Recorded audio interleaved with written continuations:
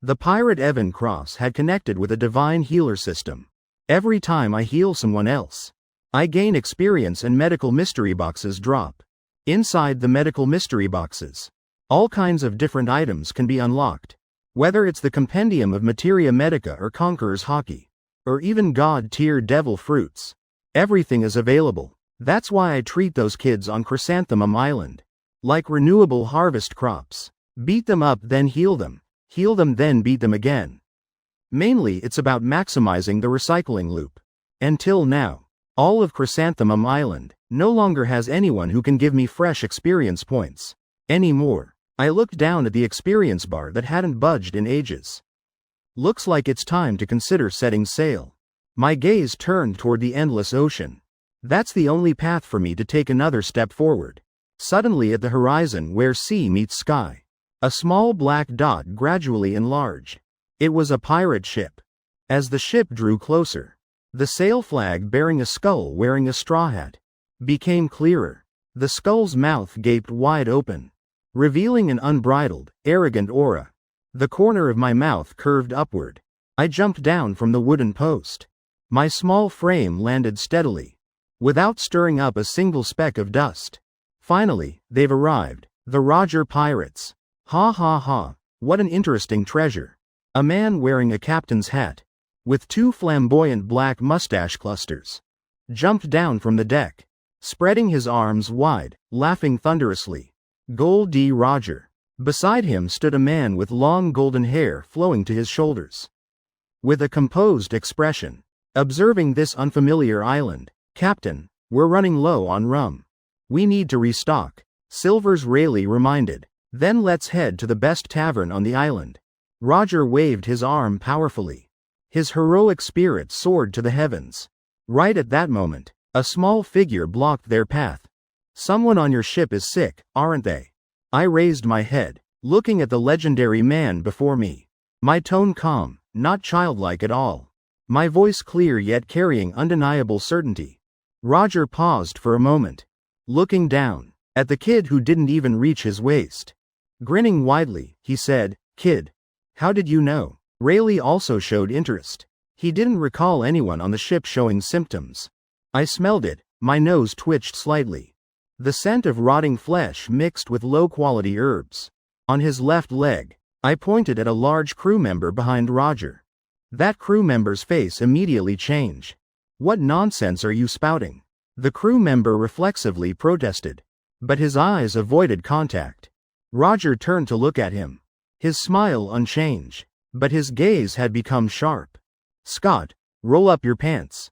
The crew member named Scott. His face alternated between green and white. Finally, he reluctantly rolled up his pants. A hideous scar twisted across his calf. Around the wound, unhealthy dark discoloration showed. Some spots had even begun to ooze. The apprentice medic on the ship frowned. "I treated Scott's wound. It should have healed properly. Your treatment was wrong. You just stuffed the rotting flesh inside." I bluntly pointed out the problem, then casually said, "I can heal him." Roger's smile deepened. "Kid, you've got quite the attitude. Do you know who we are?" "The Roger Pirates," I calmly replied. "I heal him. You let me board your ship. This isn't begging. It's a transaction." A flash of shock appeared in Rayleigh's eyes. This kid has serious guts, facing a bunch of fierce pirates. Yet he dares to set conditions. Ha ha ha ha, interesting. Too interesting. Roger burst out laughing again. "If you can heal him, I'll let you board as an apprentice crew member."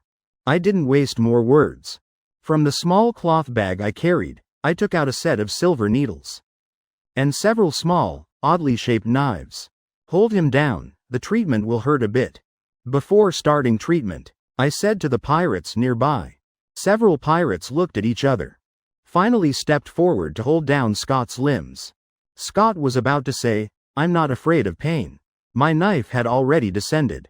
Without any hesitation, the blade precisely cut open the rotting flesh. Agonizing screams echoed across the harbor. My expression remained unchanged. My hands moved so fast they left afterimages. I methodically scraped away the rotting flesh. Black blood and pus spilled onto the ground. The foul stench hit everyone in the face. The surrounding pirates got goosebumps watching. This kid was like dissecting a corpse, not saving someone. That coldness and precision sent chills down spines. Crocus stood nearby, jaw dropped. Every one of my movements exceeded his understanding. This wasn't ordinary medicine, but rather some terrifying form of medical art. Soon the necrotic tissue was completely cleared, revealing stark white bone. I pulled out silver needles, quickly inserting them into several points on Scott's leg. Scott, who had been struggling violently, immediately went silent. The screaming also stopped. Finally, I took out a small porcelain bottle, evenly sprinkling the powder inside onto the wound, then quickly wrapped it with clean bandages. The entire process took less than 5 minutes. Done. I packed up my tools, clapping once. Remove the bandages in 3 days and new flesh will have grown. The harbor fell into deathly silence. Everyone was shocked by the scene. Rayleigh stepped forward, crouching to examine Scott's wound, then checking his breathing, unable to hide the shock in his eyes. He looked up at Roger, nodding solemnly. Roger's smile faded, walking up close, intently studying this child. "What's your name?" "Evan Cross." "Excellent, Evan Cross." Roger flashed his teeth, revealing bright white teeth. "From today onward, you're a crew member of the Roger Pirates." He laughed heartily. From then on, I set foot on the Oro Jackson. When the massive ship raised its sails, slowly leaving the harbor, a bizarre scene unfolded. The previously quiet Chrysanthemum Island suddenly erupted in cheers like mountains roaring and seas churning. Countless ribbons and confetti flying into the sky from every corner. "He's gone. That demon is finally gone. Party time. The whole island's having a party. Sob sob, my childhood is finally complete." The entire island was submerged in an ocean of celebration. That joyful atmosphere was 10 times more lively than the annual festival. On the ship, Rayleigh heard the sounds from shore. The corner of his mouth twitched. He looked toward the bow where the sea breeze blew. That small figure radiated unparalleled dignity. He couldn't help asking, "Evan, what exactly did you do on that island?" I turned around, showing an innocent smile. "I'm just a doctor who likes helping others. What could I possibly have done?" On the deck of the Oro Jackson, the members of the Roger Pirates, looking at the festival like celebration on shore, all wore strange expressions. They'd sailed across the seas. Wherever they went, people only showed fear or wariness. They'd never seen such a send-off. Like a tyrant departing, the world rejoicing together. The corner of Rayleigh's mouth twitched slightly. He looked again at me standing at the bow. My body was thin but my back was ramrod straight. The sea breeze blew my short black hair. On that youthful face was a calmness beyond my years. A tall crew member leaned close to Rayleigh, lowering his voice.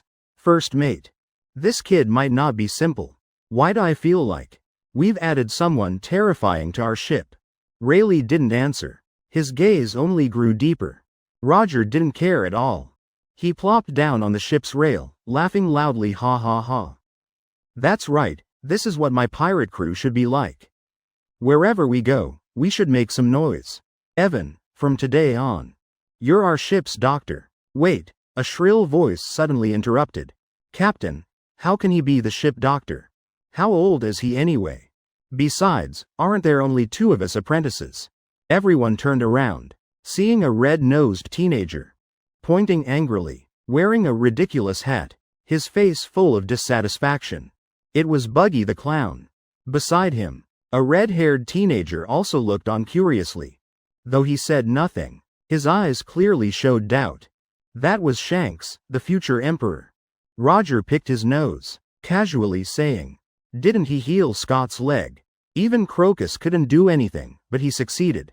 He's the ship doctor. As for apprentices, 1 more doesn't matter." But, Buggy's face turned completely red. Medicine is something very strict. It must just be blind luck. What if he kills someone next time? Buggy's voice was loud, drawing support from quite a few crew members. That's right, letting a 10-year-old be ship doctor. This whole thing sounds like one of Roger's drunk jokes. Completely nonsense. My calm gaze fell on Buggy. I assessed him from head to toe, like a butcher considering where to cut. Buggy shivered under my gaze. His throat caught, shouting, "What are you looking at? Did I say something wrong? You didn't sleep well last night." I suddenly spoke. Buggy froze. How did you know? Dark circles, his skin slightly puffy. Bloodshot whites of his eyes. I pointed out each detail. Then my gaze shifted to his nose bridge. Moreover, your nose has been itchy lately. Sometimes even runny. Especially in dusty or damp places. Buggy unconsciously touched his red nose. Jaw-dropping in shock. How do you even know that? This condition had troubled him for years. Crocus just said it was minor, told him to drink more water. I didn't bother acknowledging his shock.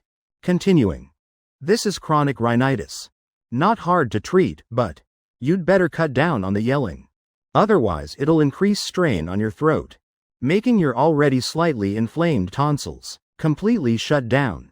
By then, you'll really only be able to be a mute clown. My voice wasn't loud, but it rang clearly in everyone's ears. The deck fell silent. Everyone looked at me like I was a monster. If we say, when I treated Scott earlier, I had displayed my terrifying surgical talent, then these words completely overturned their understanding of medicine. Originally a doctor, now seeming like a vicious curse caster. This wasn't treating illness, clearly laying curses. Shanks leaned in close, eyes sparkling with admiration. Wow, that's amazing. Evan, check me out. Do I have any illnesses? I glanced at him, then paused briefly. Under Shank's expectant gaze, I dropped 3 words. Brain deficiency. Shanks blanked for a moment. The surrounding crew members first froze, then burst into laughter. Ha ha ha ha. That's not wrong. This Shanks kid really is brain deficient. Dr. Evan is truly skilled. Even Rayleigh smiled slightly. The newly arrived ship doctor, seemed more interesting than expected. Buggy's face alternated between red and white. He wanted to argue, but found everything I said was correct. Unable to refute a single word. He felt that before me, he was essentially naked, seen through completely by me. This feeling was both horrifying and frustrating. All right. Roger clapped his hands, ending this drama. Crocus. From now on regarding medical matters on the ship, you should listen to my opinions more. The old ship doctor, Crocus stroked his graying beard. Not only wasn't offended, but nodded seriously instead. Earlier he had been convinced by my miraculous techniques. Now even more thoroughly convinced. Those with talent become teachers. In the medical arts, I had indeed walked ahead of him. Evan, Crocus spoke up actively. The ship's clothes are over there. I'll show you around. Medicine and tools inside you can use freely. I replied softly, following Crocus into the cabin. Passing by Buggy, I stopped. In a voice only we could hear. Said one thing. By the way, this morning, that half chocolate bar hidden under your bed has gone moldy. Better not eat it. Buggy's whole body trembled. Cold sweat immediately beaded on his forehead. He stared wide-eyed at my small figure, gradually disappearing through the cabin door. Only endless horror and fear remained in his heart. I frowned, pointing at the things Crocus had proudly collected. The hemostatic herb's age is wrong. Its medicinal properties have lost 70%. This bottle of disinfectant alcohol concentration is too low. Only good enough for wiping tables. This scalpel is too dull to even cut fruit. With each sentence I spoke, Crocus' expression dropped another degree. By the end, this old ship doctor covered his face, too ashamed to look at anyone. Crocus had always thought the ship's medical supplies were quite good. Never expected in my eyes they were just trash. I bluntly put over half of them into the disposal category. Next time we dock, we need to restock everything on this list. I took out a sheet of paper, writing quickly with a quill pen. The handwriting neat and tidy, completely unlike a child's. Crocus leaned over to look. It was full of names of herbs and medical tools he'd heard of or never heard of, even annotated with precise specifications and requirements. Evan, where did you learn all this knowledge? Crocus couldn't help asking me. I answered concisely. From books. This was the truth. The herbal knowledge provided by the system compared to any book was far more detailed. After organizing the medical room, I felt refreshed, though I hadn't yet found enough patients to help me break through the bottleneck. At least I'd organized my workspace. Sorry to interrupt briefly. Open, tomato version. Search for Watuo's Museum to find it. Remember, it's tomato version. Don't search in the wrong place. I walked out of the medical room just in time to see Shanks and Buggy scrubbing the deck. Shanks worked energetically, while Buggy was clearly distracted. Occasionally he'd use fearful glances to peek toward the medical room. I ignored them, walking straight to the ship's rail. The endless ocean spread before my eyes, containing infinite possibilities. My gaze swept over each crew member on the ship. They were all robust, with long, powerful breaths, though some had old wounds. Not enough to give me any significant experience. With this divine healer system, I'd gradually mastered how to accumulate experience. First, naturally through illness or injury. Severity related to the patient themselves. The stronger the person, the more experience I'd gain from healing their illness or injury. People on Chrysanthemum Island were mostly ordinary. The strongest was just the island's guard captain. In the Navy, barely a competent corporal. Among pirates, bounty. Definitely under 100,000 berries. Wounds couldn't be considered serious either.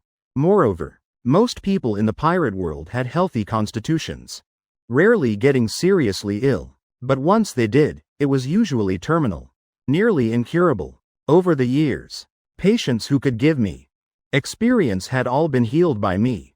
To break through and achieve master-level medical skills, I definitely needed to save a truly strong person, or cure a serious illness. Perhaps I still had to rely on accidents. I muttered softly, my eyes like a predator surveying territory, waiting for the fattest prey to appear.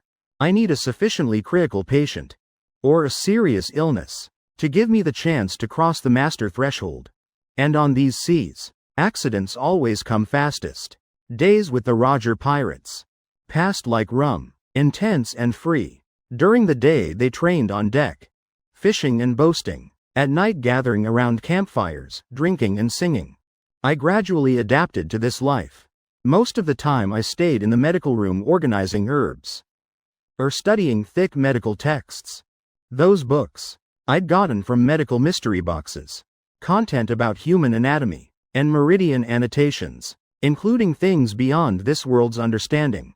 Shanks became a regular at the medical room. He seemed curious about everything of mine. Always liked clinging and asking about this and that. Evan, this skeleton drawing looks so realistic. Did you draw it? Shanks pointed at the skeleton on paper. That's anatomy. Evan, what's this needle for? So shiny, that's a silver needle. For acupuncture. I could insert it into your yamen point. So you couldn't speak anymore. Ah, that's scary. Shanks shrank his neck, but quickly leaned close again. What about this? What's this small hammer for? For tapping knees, I always answered seriously. With coldness, unapproachable. But Shanks seemed born not caring about that coldness. Always cheerful as usual. Compared to him, Buggy avoided the medical room like the plague. He'd rather take detours than ever walk past the medical room door. Since being seen through by me, Buggy in front of me never dared stand straight again. I didn't care. I had more important things to do. Every day I spent time with sharp eyes, scanning each person on the ship, like a top hunter, patiently searching for prey's weaknesses. Rayleigh's left shoulder ached slightly when it rained. Residual effects from an old sword wound. Roger when laughing heartily. His breathing sometimes had a moment of abnormality. Tom had mild knee arthritis. All just minor ailments. Even treating them wouldn't give much experience. My target had to be an opportunity for my final leap. My gaze finally settled on two people. The two berserkers on the ship. Douglas Bullet, and a crew member named Devil Hand Joey. Both were physical combat masters. Overflowing with energy, nowhere to release it. Fighting on deck daily, every punch and kick heavy. Making others terrified just watching. My eyes lit up. Weren't these mobile experience bags? Moreover, reusable. From that day, I moved my reading spot from the medical room to the deck. I brought a small chair, sitting at a moderate distance, reading while watching them fight.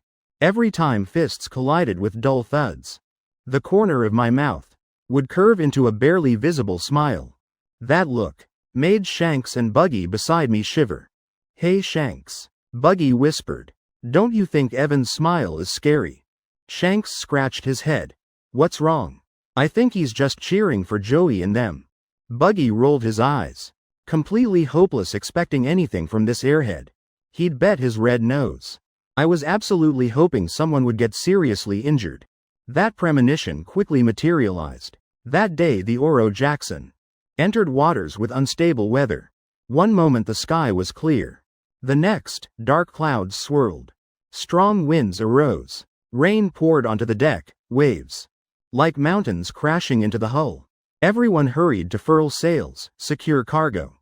Rayleigh shouted commands in the wind and rain. Crew members ran frantically in the storm. Chaotic but orderly. Right then, a huge wave struck. The ship tilted violently. A sailor furling sails up high slipped, about to fall from the mast.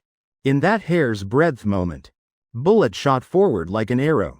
Bullet reached out, grabbing his ankle.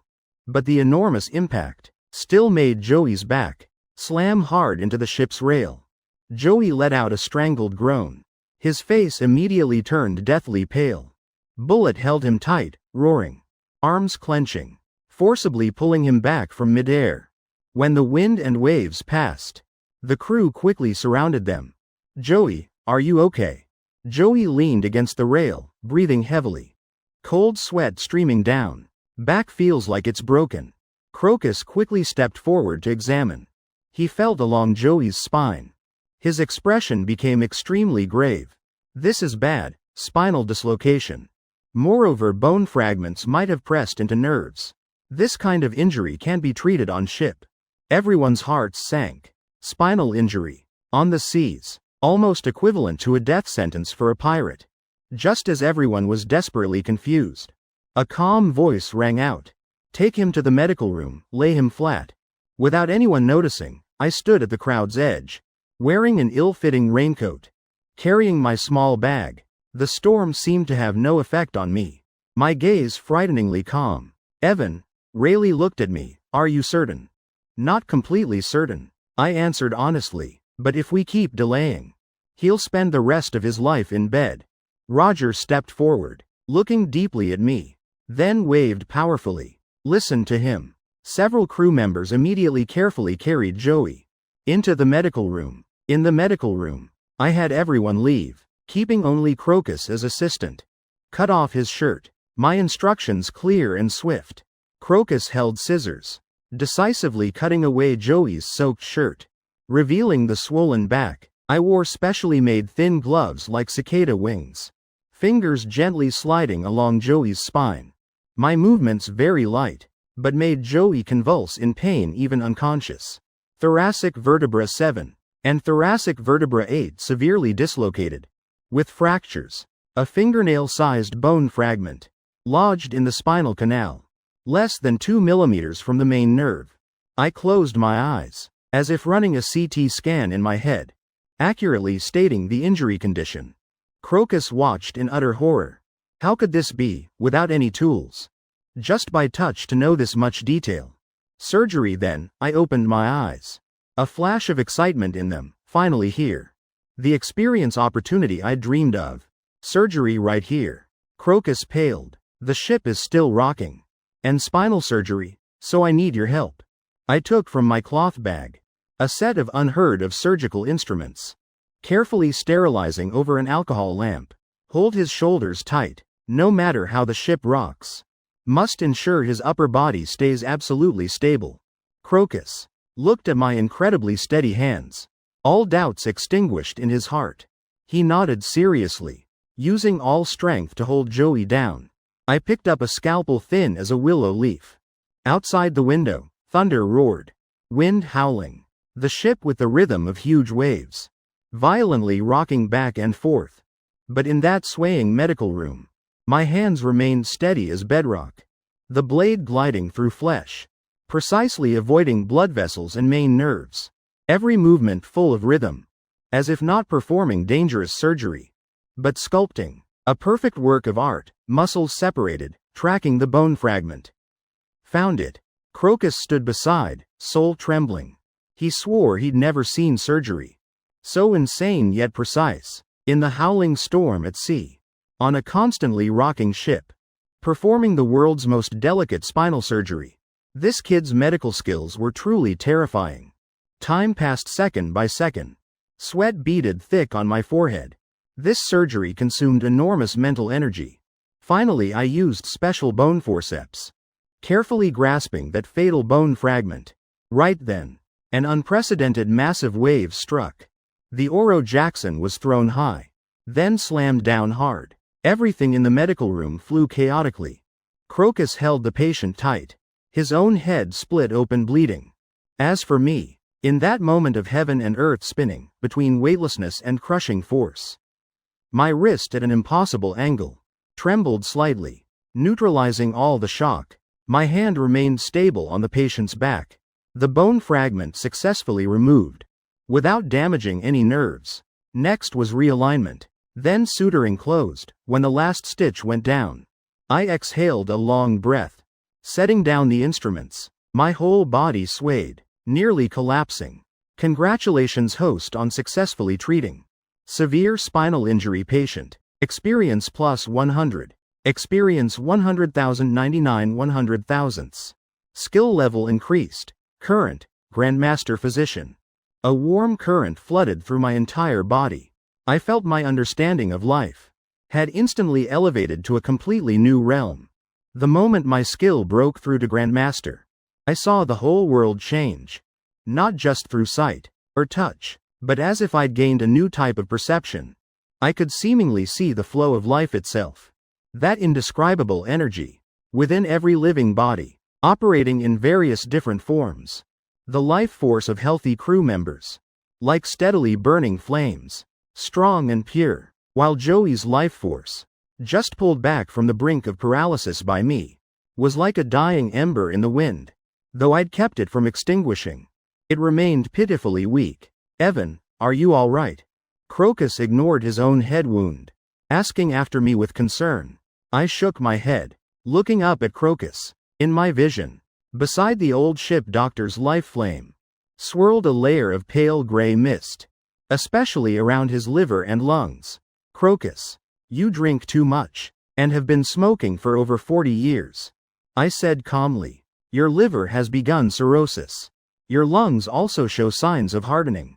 If you don't quit alcohol and cigarettes, within 10 years, your life flame will extinguish. Crocus froze. His mouth hung open, speechless. These were all chronic conditions from years of accumulation. He knew it well in his heart. But no one had ever pointed it out so bluntly, even stating the 10-year deadline. I said nothing more. This completely new life vision had given me insight far beyond before, completely revolutionizing my understanding of medicine. Before I only healed illness. Now I could perhaps even take lives. I pushed open the medical room door.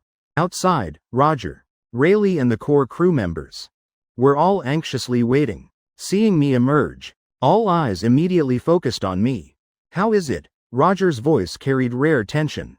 Life saved. Legs saved too, I answered, voice still calm. 3 months of rest. He can recover to 70% of before. If the recovery process goes well, 90% isn't impossible. Excellent, Evan. You truly are a genius. The crew burst into thunderous cheers. Previous worry and pressure instantly dissipated. Their eyes looking at me had changed from initial shock and doubt to genuine awe and trust. On these dangerous seas, someone who could pull others back from death's border had immeasurable value. Rayleigh stepped forward, handing me a clean towel. Complex eyes viewing this child. Hard work. I took the towel, wiping sweat and rain from my face. My gaze swept past Rayleigh, stopping on Captain Roger. In life vision, Roger's life flame was the most vigorous I'd ever seen. Also the most domineering. That flame nearly wanted to pierce the heavens. overflowing with unparalleled vitality. Yet at the base of that blazing flame was a barely noticeable rust spot, but incredibly stubborn. That rust was corroding the flame's base at an extremely slow but steady rate. This was the legendary illness even Crocus couldn't handle. Before reaching Grandmaster level, even if I knew, I couldn't understand this illness's essence. But now I understood. This wasn't illness in the traditional sense. Not toxins or cellular mutation, but decay originating from life's essence. Normal medicine and surgery couldn't touch that layer at all. Interesting. The corner of my mouth curved slightly. This was truly a challenge-worthy subject. If I could eliminate this rust, how much experience would I gain? How far could my medical level advance? God tier or beyond God tier? An unprecedented light flashed in my eyes. A doctor's fervor upon seeing terminal illness. Also a scholar's excitement facing the unknown. Roger seemed to sense my gaze. He grinned. What's wrong, little ship doctor? Did you discover? Your captain's so handsome you can't look away. The surrounding crew burst into laughter again. I didn't respond, just withdrew my gaze. This subject was too vast. With my current Grandmaster medical skills, I could only see the problem's essence. Still countless miles from solving it. I needed more knowledge, stronger abilities, and more precious materials. Just as the whole ship was celebrating Joey's escape from death's door, and the storm finally dissipating, the lookout crew member suddenly issued an urgent warning signal. West side, west side. Fleet detected. It's the Golden Lion Pirates fleet. What? The cheerful atmosphere on deck instantly froze. Golden Lion Shaki, equal in fame to Roger. And Whitebeard, legendary pirate. Everyone rushed to the ship's rail. Seeing at the horizon where sea met sky, countless dense black dots rapidly approaching. It was a massive fleet, like black clouds pressing down, suffocating just to look at. On the lead ship, the ship's helm bore the Golden Lion's mark. Under the sunlight, gleaming brilliantly, Roger, the Golden Lion's voice through some ability, transmitted from afar, carrying towering arrogance. I've heard, you've found a method to decipher the poneglyphs, and know the ancient weapon's whereabouts.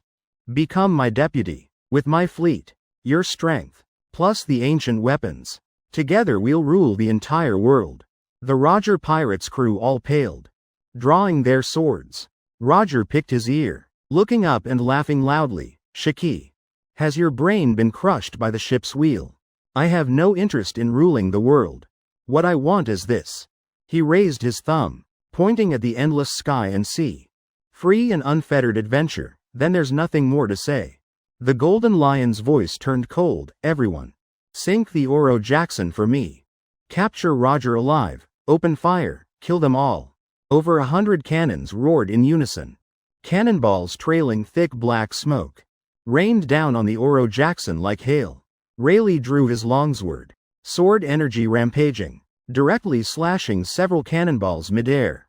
Bullet was even fiercer. He jumped straight onto the ship's rail, both arms covered in armament hockey. Body like an iron tower. Blocking cannonballs with absolute strength, battle erupted immediately. The Oro Jackson, though strong, was still just one ship, facing a massive fleet, immediately fell into dire straits. I stood at the cabin door, relatively safe. Expression calm. My life vision, in this moment proved unimaginably useful. Rayleigh, I suddenly shouted. 3 o'clock direction, that ship's gunner has an old injury on his right arm. Strength unstable, that's the breakthrough point. Rayleigh, hearing this, paused slightly, instinctively glancing that direction. Indeed, seeing a gunner after firing, swinging his arm awkwardly. No more hesitation. He stepped on a flying cannonball, shooting like lightning toward that ship. Bullet. Right in front of you. That big guy's stance is unstable. Strike his left knee. Bullet roared. His wild punch immediately changed direction, one fist smashing into the opponent's knee. That mountain-like figure collapsed. Shanks. Dodge. Someone behind you. Shanks was grappling with an enemy. Hearing the shout, without thinking rolled away. A cold blade flash swept right past his scalp, making cold sweat pour all over. Buggy, stop hiding behind the barrel. To your left, that axe wielder is just showing off. His life flame is shallow. One hit and he's down. Hiding behind the barrel trembling, Buggy heard this. Sneakily poked his head out. Indeed, seeing an enemy. Swinging an axe threateningly, he instinctively grabbed a nearby bottle. Throwing with all his might. Thunk. The bottle hit square in the opponent's forehead. That guy's eyes rolled back. Really falling unconscious. I knocked one down. Buggy looked at his hands. Face full of disbelief. In that moment, I became the center of everything. On the battlefield, I became the tactical command center. My voice wasn't loud, but always rang out at the most crucial moments, pointing teammates to attack enemies' weakest spots. In my life vision, every enemy breath, every heartbeat, every muscle exertion appeared clearly. Hidden old wounds, physical limits, or pretentious facades couldn't hide. The Roger pirates under my guidance erupted with combat power far beyond normal, relying on just one ship's strength, stubbornly withstanding the Golden Lion fleet's first assault. The Golden Lion on the flagship watched dumbfounded. He rubbed his eyes, unable to believe what he saw. Who is that kid? The Golden Lion pointed at me, commanding from the rear, roaring, "Kill him first for me."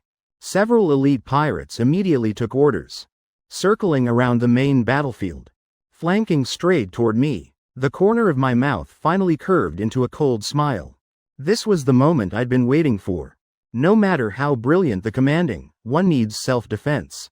Besides, I'm not just a doctor. Facing several Golden Lion elites, approaching from the flank, my gaze didn't change at all. Expression remaining calm as water. Black eyes still as stone, reflecting the enemy's fierce faces. Without a ripple, a brat still wet behind the ears. Leading was a fishman wielding dual blades. He bared a mouth full of sharp teeth, eyes gleaming with bloodthirsty cruelty. "I'll chop you up for the Sea Kings." He charged extremely fast, bringing a strong fishy smell straight at me. Dual blades swinging, drawing two cold light streams, sealing all my escape routes. Everyone's hearts on the ship jumped to their throats. Shanks reflexively wanted to rush to help, but was entangled by the enemy before him. Rayleigh frowned, about to break free, then saw me make a move that they'd never forget. Facing the fishman's certain strike, I didn't retreat but advanced. My small body, at an incredible angle, slid half a step left, just avoiding the blade's sharpest trajectory. Simultaneously, my right index and middle fingers clenched, a layer of pitch black, like obsidian light covering them. Armament hockey erupted, the fishman's pupils contracted. He felt a heart-shaking power. Too late to change moves. Too slow. My voice whispered like beside his ear. My fingers precisely struck the fishman's blade-wielding wrist. No earth-shaking explosion, just a dull crack. The fierce smile on his face instantly froze, replaced by extreme pain and fear. He felt an unstoppable penetrating force erupting from my fingertip, instantly crushing his wrist. That power even spread along his arm's meridians, paralyzing his entire right arm. Clang! Dual blades fell to the ground. My movement didn't stop. In the moment passing by him, in my left hand somehow appeared a small gleaming scalpel. The blade also, covered with a thin layer of armament hockey, lightly drawing a line along the fishman's flank. "Let's find it. Where there's lots of blood. Don't find the wrong bloodless spot." The skin wasn't even cut, but the fishman seemed struck by lightning, his whole body convulsing violently, then crashing to the ground, foaming at the mouth, completely losing combat ability. The sympathetic nerve bundle beside the waist. Just light stimulation can cause temporary lower body paralysis, I calmly explained, as if just performing a simple medical experiment. Not a life or death battle. Everything happened in a blink. The other elites hadn't even reacted. Their leader was already down. "Damn it!" A strong man with a mace roared, swinging the heavy weapon in his hands, with fierce wind-tearing sounds, smashing straight at my head. In my life vision, the strongman's whole body life flame, concentrated in his upper body, extremely vigorous, But his left knee had a dim area. That was an old injury. When exerting force, weight would unconsciously shift right. I didn't look up, just lightly tapped my toes on the deck. Body light as a falling leaf. Gliding backward, easily. Avoiding that heaven-splitting strike. The mace slammed into the ship's deck. Wood chips flying everywhere, taking advantage of the strongman's daze. My shadow approached like a ghost. I didn't strike his vital points, but raised my small hockey-covered foot, kicking precisely at his left knee with the old injury. Ah! The strongman screamed inhumanly. His mountain-like body immediately lost balance. Kneeling heavily, clutching his left leg, rolling in pain. The remaining two pirates were completely terrified. They looked at the still child, breathing not at all disordered, feeling like facing a demon wearing a child's skin. When he didn't act, it was fine. Once acting, always hitting fatal spots. Every strike causing bone-deep pain. That precision and cruelty chilled them from the heart.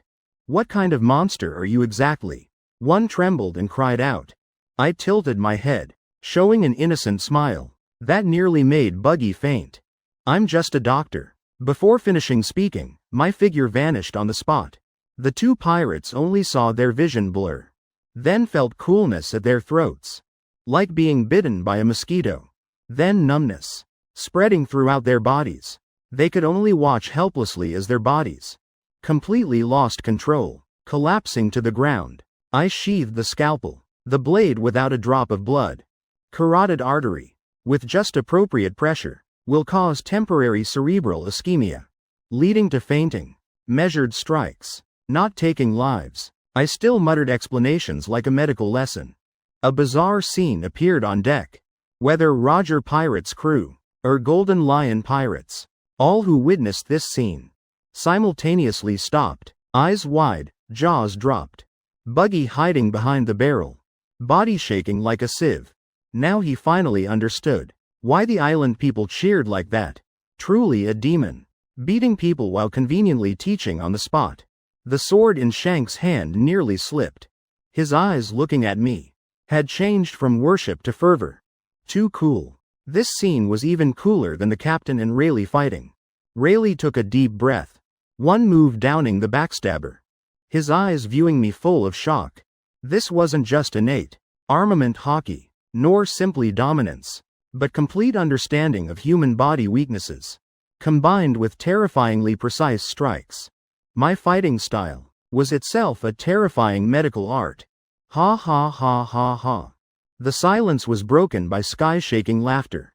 Roger threw a punch, sending his enemy flying. He laughed until tears came, looking at me. Interesting, too interesting. Rayleigh, seems we've picked up a treasure. A ship doctor who can use armament hockey. Ha ha ha ha. The Golden Lion on the flagship saw everything, his face dark as dripping water. Initially he thought I was just a somewhat clever commander. Unexpectedly also a hidden physical combat master. Useless bunch. The Golden Lion roared angrily. Open all firepower. No matter what that kid is. Just blast him and the ship. Give me the Oro Jackson. But right at that moment, the skies suddenly darkened. The previously clear weather, instantly thick with dark clouds. Howling winds arose. The sea surface no longer just swaying, but beginning to churn violently, as if a massive beast was awakening beneath. I raised my head. In my life vision, the life energy of sky and sea were both becoming chaotic. Weather's about to change, I said softly, voice not loud, but transmitted clearly to Rayleigh's ears. Rayleigh was shocked, looking up at the sky. His expression immediately changed drastically. It's the Ed War Sea region's unique massive storm. Damn, why so sudden? Words barely finished. A massive tornado rose from the sea surface, connecting heaven and earth. Then a second, then third. Countless waterspouts, forming a wall of death between the two fleets. Seems even heaven doesn't side with you. Roger laughed loudly amid the storm. The Golden Lion's face was extremely ugly. The mighty fleet he prided himself on, before this destructive natural disaster, was weak as wooden toys. Countless ships, torn apart by fierce waves and waterspouts. Pirates' agonized screams, swallowed by the storm's howling. Roger, just you wait. The Golden Lion screamed helplessly. His flagship also capsized by a massive wave. In the chaos, a broken mast separated from the hull, swept up by the storm, falling straight at his head without deviation. Shortly after, the storm came quickly, and left quickly. The sea left only wreckage. The Golden Lion's grand fleet nearly completely destroyed. In the distance he struggled holding his head, still with the mast embedded, eyes full of venom, looking at the unharmed Oro Jackson. Finally, he could only drag the few remaining ships and flee. The Battle of Ed War ended in a way no one expected. On the Oro Jackson, crew looking at the post-disaster scene erupted in thunderous cheers. I stood at the ship's rail, looking at the desolate sea. Not a trace of joy in my eyes. Instead, hiding barely noticeable regret. So much potential experience, just swept away by the storm. Such a waste. I sighed softly. That sigh. Shanks and Buggy approaching. Both heard clearly. Shanks scratched his head, asking surprised, "Evan, we won. Why are you sighing?" While Buggy seemed to think of something. His face immediately turned pale. That regretful look in my eyes made him recall everything I'd done.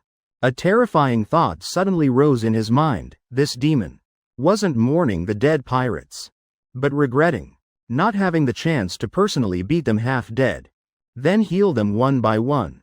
Thinking this, Buggy's eyes rolled back, fainting on the spot. "Hey, Buggy, what's wrong?" Shanks frantically caught him. I glanced over, casually saying, "Nothing serious. Cerebral blood supply insufficient from excessive stress. Old problem. Let him rest a bit and he'll be fine." Finishing, I turned, facing Roger and Rayleigh approaching. All crew members' eyes on me had completely changed. If before it was awe and trust, then now had added a portion of deep-rooted fear. One who was both medicine's angel, yet wielded demon's methods. A true monster. After the storm, the sea surface calm as a mirror, reflecting the clear sky. The Oro Jackson's crew, busily cleaning battle debris from the deck. But the atmosphere had completely changed. Whenever anyone passed by me, they unconsciously kept distance. In their words, also added several degrees of cautious respect.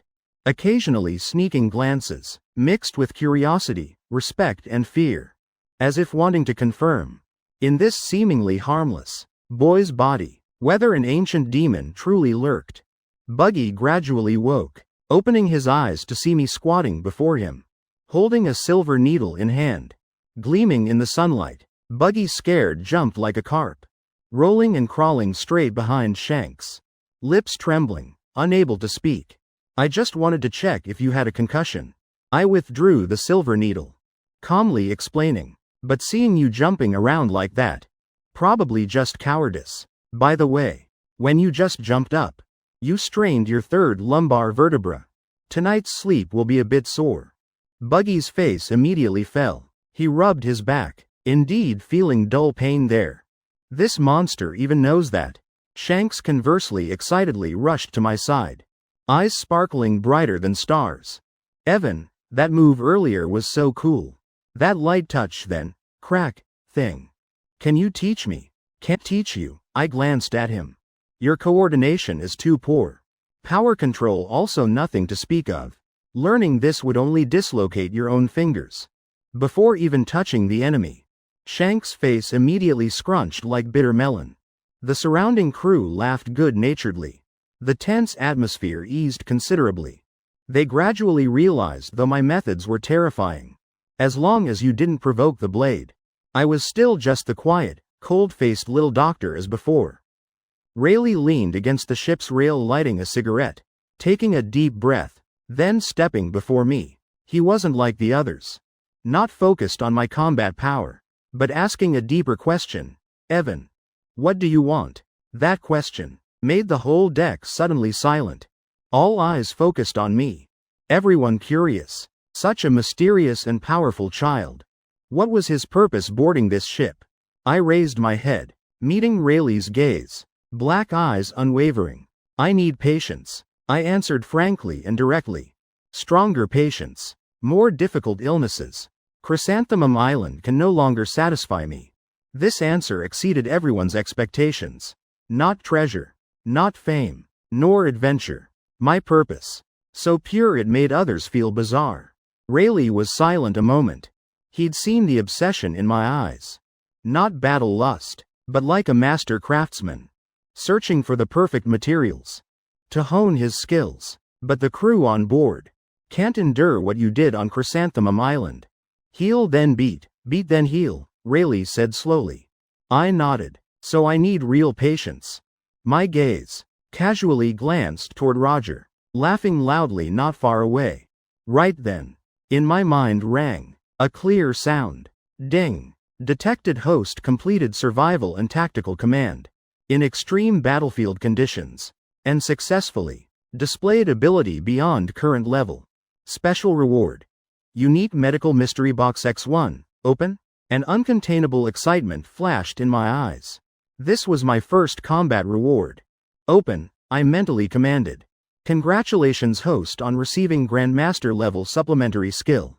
Sorry to interrupt briefly. Open Iron Listen Happy version. Search Watuo Museum to find it. Remember it's Iron Listen Happy version. Don't search the wrong place. Decode Life Essence. Decode Life Essence can perform deep scan on a living entity, displaying life energy composition, flow state and fundamental damage points. This skill consumes extreme mental energy. Please use carefully. A massive information flow poured into my brain, deepening my understanding of life another layer. If reaching Grandmaster before, only let me see life flames. Then now, I could read the fuel composition. And how that flame burns. I raised my head, looking again at Roger. The world in my eyes had completely changed. I didn't immediately use this new skill, but walked straight to Roger. Captain Roger. I raised my head, calmly speaking. May I perform a detailed examination on you? Roger paused a moment, then burst out laughing. Ha ha ha, sure. Perfect timing for everyone on the ship to see just how healthy this captain's body is. He wasn't the slightest bit worried, following me into the medical room. Rayleigh also seriously stepped in after us. The medical room door closed, blocking out all external sounds. Please sit down and relax. My voice carried a power that unconsciously reassured people. Roger obediently sat down. I placed my small hand on his wrist. Decode Life Essence, activate. In just a blink, I felt my mental energy burst like a breaking dam, rushing outward. Before my eyes, Roger no longer held human form, but transformed into a mass of brilliant life energy, composed of countless points of light and floating patterns.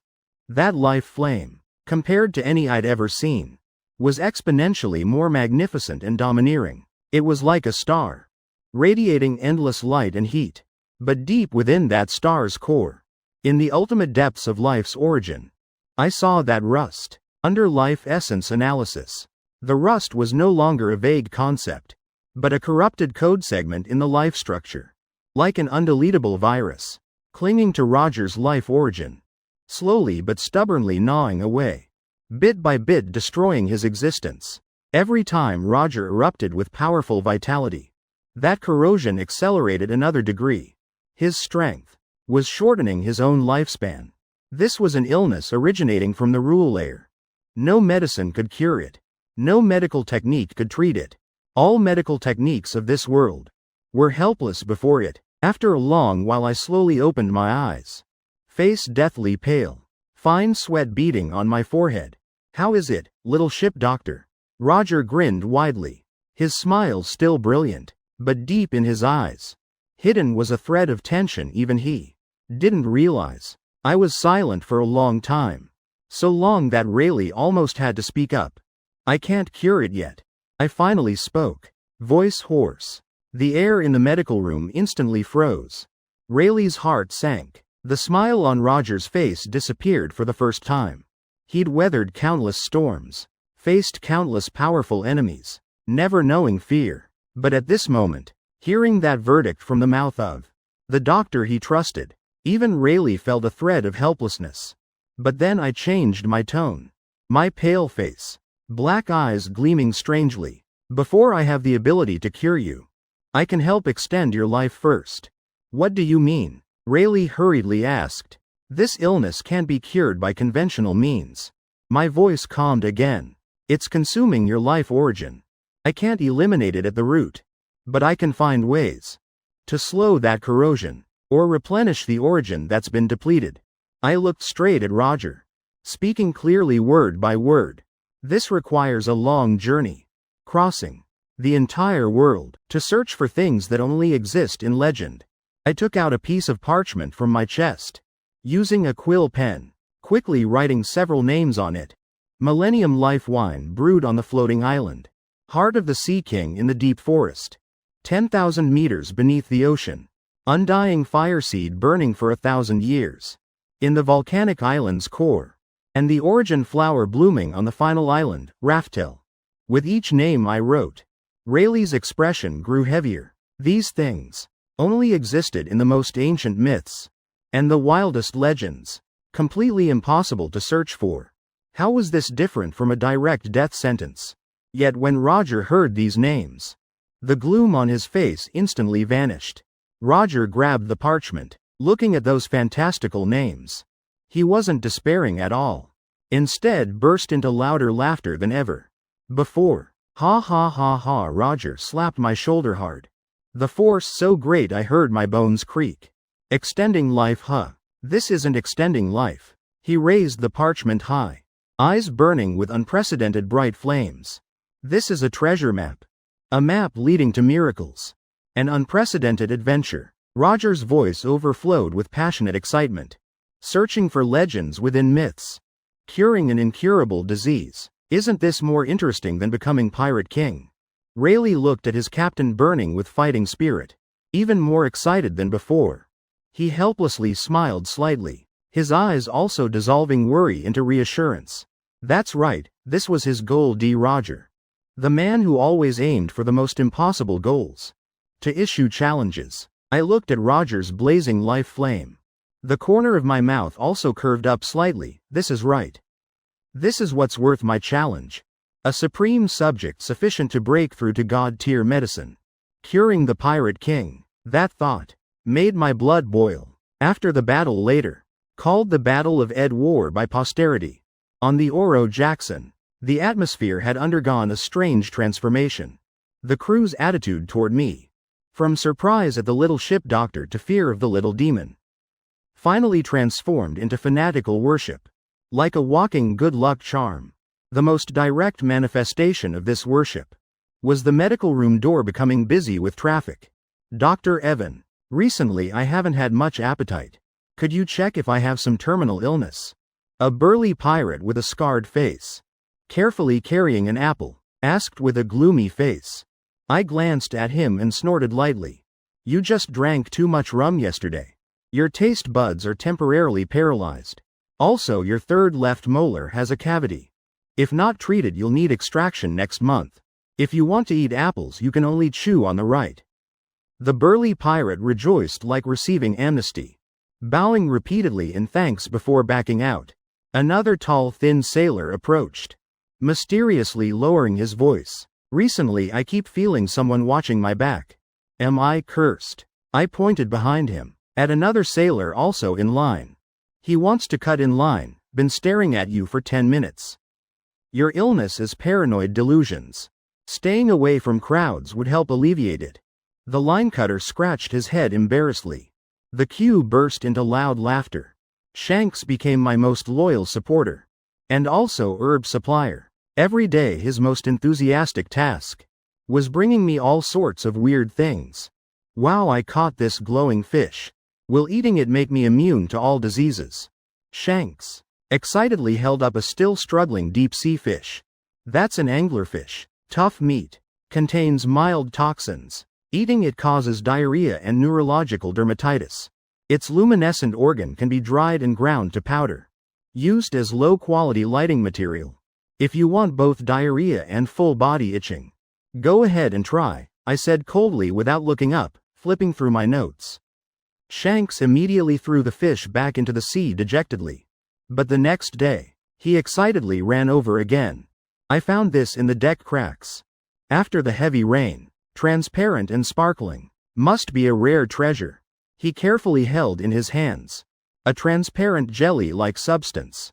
I used tweezers to pick up a bit, bringing it to my nose to sniff. Then looked at Shanks expressionlessly.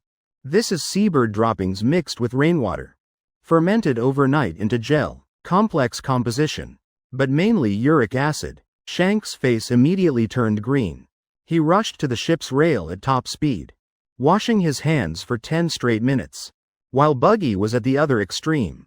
Now he'd rather circle the entire deck than walk past the medical room door. He hid all his treasures carefully, afraid I'd see through them. Buggy always felt my gaze could penetrate wooden planks. Seeing the half-chocolate bar hidden under his mattress, that he still couldn't bear to eat. Even seeing how many bacteria were on the chocolate. That feeling of having nowhere to hide made Buggy, who once feared neither heaven nor earth, now suffer from severe, even trauma. Regarding the crew's somewhat pathological health concerns, I didn't feel annoyed at all. Instead, I realized this was an excellent opportunity. My sustainable path of beat then heal, heal then beat, could perhaps be upgraded and popularized among the Roger pirates through a more advanced method, more scientific. So a few days later, I posted a notice on deck about physical optimization for all Roger Pirates crew members and potential development training plan. This first draft used rigorous wording, clear logic, detailed explanations of a method I created. The core theory was, through high-intensity stimulation of acupoints and meridians, breaking the body's old balance, stimulating cellular activity through extreme pain, thus achieving body-strengthening goals, extending lifespan, and breaking through limits. Once the notice was posted, the whole ship buzzed. High-intensity stimulation, extreme pain. Are these even human words? Sounds impressive, but why does my spine feel so cold? If Dr. Evans doing it, must be premium summer goods, but could also be deadly. To dispel everyone's doubts, I decided to hold a public demonstration. I need a brave volunteer. While everyone looked at each other hesitantly, no one daring to step forward, Douglas Bullet stood up.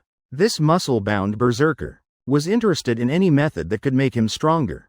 Full of enthusiasm. Let me. Bullet's voice was deep, battle intent flashing in his eyes. Very good, I nodded, signaling him to lie down in the middle of the deck. The process will be a bit special. I put on my specially crafted gloves, holding silver needles of various lengths. You might experience the sensation of bones being disassembled and reassembled, or the illusion of muscles being torn then sewn back. Those with weak willpower might have mental breakdowns. It's not too late to withdraw now. Bullet snorted coldly and closed his eyes, looking like he was ready for slaughter. I didn't waste words. My hands moved like lightning. Dozens of silver needles, precisely piercing acupoints around Bullet's body. The very next second, Bullet's iron-hard body suddenly tensed, muscles bulging like shackles under his skin. He gritted his teeth with a grinding sound, not uttering a single scream. But his violently trembling body and bloodshot eyes silently told of the terror he was enduring. The witnessing crew felt their scalps go numb. They seemed to hear Bullet's bones making sounds, muscles screaming. Shanks and Buggy hugged each other trembling. Too terrifying. This isn't training. This is clearly torture.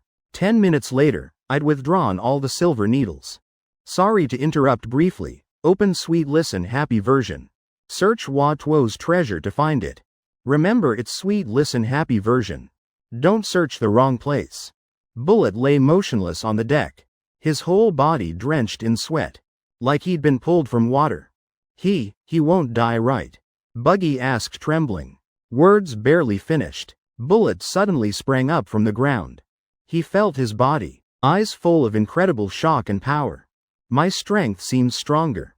Bullet swung his fist. A dull explosion sounded in the air. He could clearly feel the power in his body, even more fervent than before. His body control also more refined. The hidden injuries from previous battles no longer had any aching sensation. This is just the first step of breaking, then rebuilding.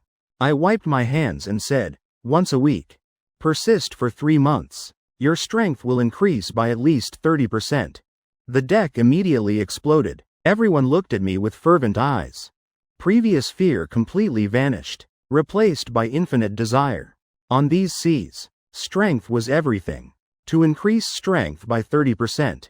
Just by having some needles inserted. That's right, they'd willingly walk through mountains of knives and seas of fire. Lord Evan, give me a set. I'm first, I'm the most determined, don't fight. Get in line, didn't you see the notice says appointments required? Watching that scene in an instant, the crew transformed from onlookers to fervent fans. The corner of my mouth curved into a scheming smile. The new leek field had been successfully cultivated. Moreover, growing lush voluntarily, even actively begging type. Right on the Oro Jackson. Amid cries everywhere, a strangely harmonious atmosphere appeared. The wheelhouse received newspapers from the World Economic Journal, finally reporting on the Battle of Ed War. Spreading throughout the world. Breaking news, breaking news. Golden Lion's Grand Pirate Fleet devastatingly destroyed. Great Pirate Roger creates miracle at Ed War waters. The newspaper's front page was Roger standing at the bow, laughing loudly in the storm, full of dominance. Yet in an inconspicuous corner of the newspaper was a small article from the mouths of Golden Lion Pirates survivors, spreading a street rumor. According to survivors' accounts, a mysterious appeared on Roger's ship. Child of the devil, commanding battle in a child's body, words becoming orders, able to see through everyone's weaknesses. There were also rumors, relying on just one person's strength, instantly defeating several Golden Lion elites. Bizarre methods, like a demon descending. Rayleigh held the newspaper reading this passage. The crew couldn't help laughing, all looking at that small figure. I was holding a medical text bigger than my face, studying intently, Child of the Devil. Ha ha ha, this title really suits Evan. If anyone dares say Evan's just a freeloader, I'll fight them. Clearly he's our ship's #1 tactical advisor and demon trainer. Roger snatched the newspaper. Looking at that description, he grinned widely. Not bad. People on our ship should have such resounding titles, worthy of our status. I acted like I heard nothing. All my mental energy was immersed in analyzing Roger's condition and researching that treasure map. I spread the massive sea chart on the floor, marked with red ink. Countless suspicious locations, every legend, every myth. I peeled away the outer shell, trying to find a thread of practical clues. That day, the Oro Jackson docked at a new island, with long lifespans and strange herbs. The famous Eternal Spring Island. This was the place I'd analyzed from fairy tales. Most likely, to find clues about the water of eternal life. The ship slowly approached shore. I carried my small cloth bag along with Roger and Rayleigh, stepping onto the dock together. People coming and going on the pier. A peaceful scene. An old merchant, enthusiastically selling herbs, approached. Several distinguished guests. Would you like to see our Eternal Spring Island specialties? Longevity grass. His words cut off halfway. His gaze passing over the tall Roger and Rayleigh, freezing on the small figure between them. The old merchant's eyes widened to their limit, his face quickly paling, turning white as paper. The medicine basket in his hand fell to the ground, herbs scattering everywhere. He pointed at me with a trembling finger, letting out a piercing scream as if in a nightmare. It's him. The child of the devil on Roger's ship from the newspaper. In an instant, the noisy harbor fell silent. That terrified scream, like an invisible blade, cutting off all noise instantly. The sea breeze seemed to stop. The salty air, frozen in Eternal Spring Island's sky. Everyone's eyes, whether locals or merchants from elsewhere, all focused on that small figure. The newspaper's cold description. But now, I, the living child of the devil, stood before their eyes, bringing devastating shock. The one who in the Battle of Ed War had turned the tide single-handedly. That bizarre monster. Run quickly. It's the Roger Pirate's demon. Someone screamed first. The entire harbor immediately exploded. The previous peaceful scene vanished completely. Everyone as if seeing the plague's source. Faces full of terror. Screaming and scattering everywhere. Stalls knocked over. Goods rolling on the ground, the whole harbor. Falling into apocalyptic chaos. Ha ha, Evan. Now my reputation is even louder than yours. Roger wasn't angry at all. Instead, laughing thunderously with hands on hips. Rayleigh helplessly shook his head in defeat. He'd thought my reputation would bring some trouble, but didn't expect such effectiveness. He glanced at me, finding the source of it all. Was calmly watching the scene before him. Chaotic pandemonium. In those black eyes even showing a trace of boredom. As if saying, if you're running then run. Why scream so unpleasantly? On the Oro Jackson, Shanks was clinging to the ship's rail. Face excited, shouting back at Buggy. Wow, Buggy, look. So awesome. Evan didn't say a word, and made everyone on the island panic and flee. Is this the aura of the strong? Buggy hid behind the mast, only showing terrified eyes. Whole body trembling like an autumn leaf. What do you know? We're done for this time. They'll definitely call the Navy's guard fleet, treating us like monsters to surround and destroy. All because of this devil. Buggy's voice choked with tears. He felt his pirate life hadn't even officially started, before having to end early. Because of this disaster-bringing person, ending right here. I ignored the surrounding chaos. My attention completely, not on those frightened ordinary people. My goal was very clear, life essence. These chaotic scenes only hindered my information gathering. Quiet down a bit, I said softly, voice not loud, but as if carrying some special magic. Under my feet a thin layer of armament hockey almost invisible to the naked eye. Spread out like water ripples. That invisible pressure instantly covered the entire harbor. The fleeing crowd seemed frozen. One by one standing still, unable to move. They felt like being pressed by an invisible mountain. Even breathing became difficult. The entire harbor fell into eerie silence again. Only people's rapid breathing and chaotic heartbeats remained. A trace of suppression flashed in Rayleigh's eyes. This wasn't Conqueror's hockey, but an incredibly refined application of armament hockey, expanded from simple attack and defense to the realm of control and intimidation. This child, every day, was refreshing their understanding of the word genius. Right then, from the town's direction, came heavy footsteps. A squad of over 100 warriors appeared, all wearing uniform bronze armor, holding longswords, immediately surrounding the entire harbor. Leading was a white-haired elder, but still vigorous in spirit. He wore a simple blue kimono, leaning on a staff made from a strange tree branch. Aged eyes sweeping over the ruined harbor, finally stopping on Roger and Rayleigh. Eyes sharp as blades. Pirate Gold D. Roger. The elder's voice steady and stern. Eternal Spring Island doesn't welcome you. Please leave immediately. Roger grinned, showing bright white teeth. Old sir. We mean no harm. Just want to find something on the island.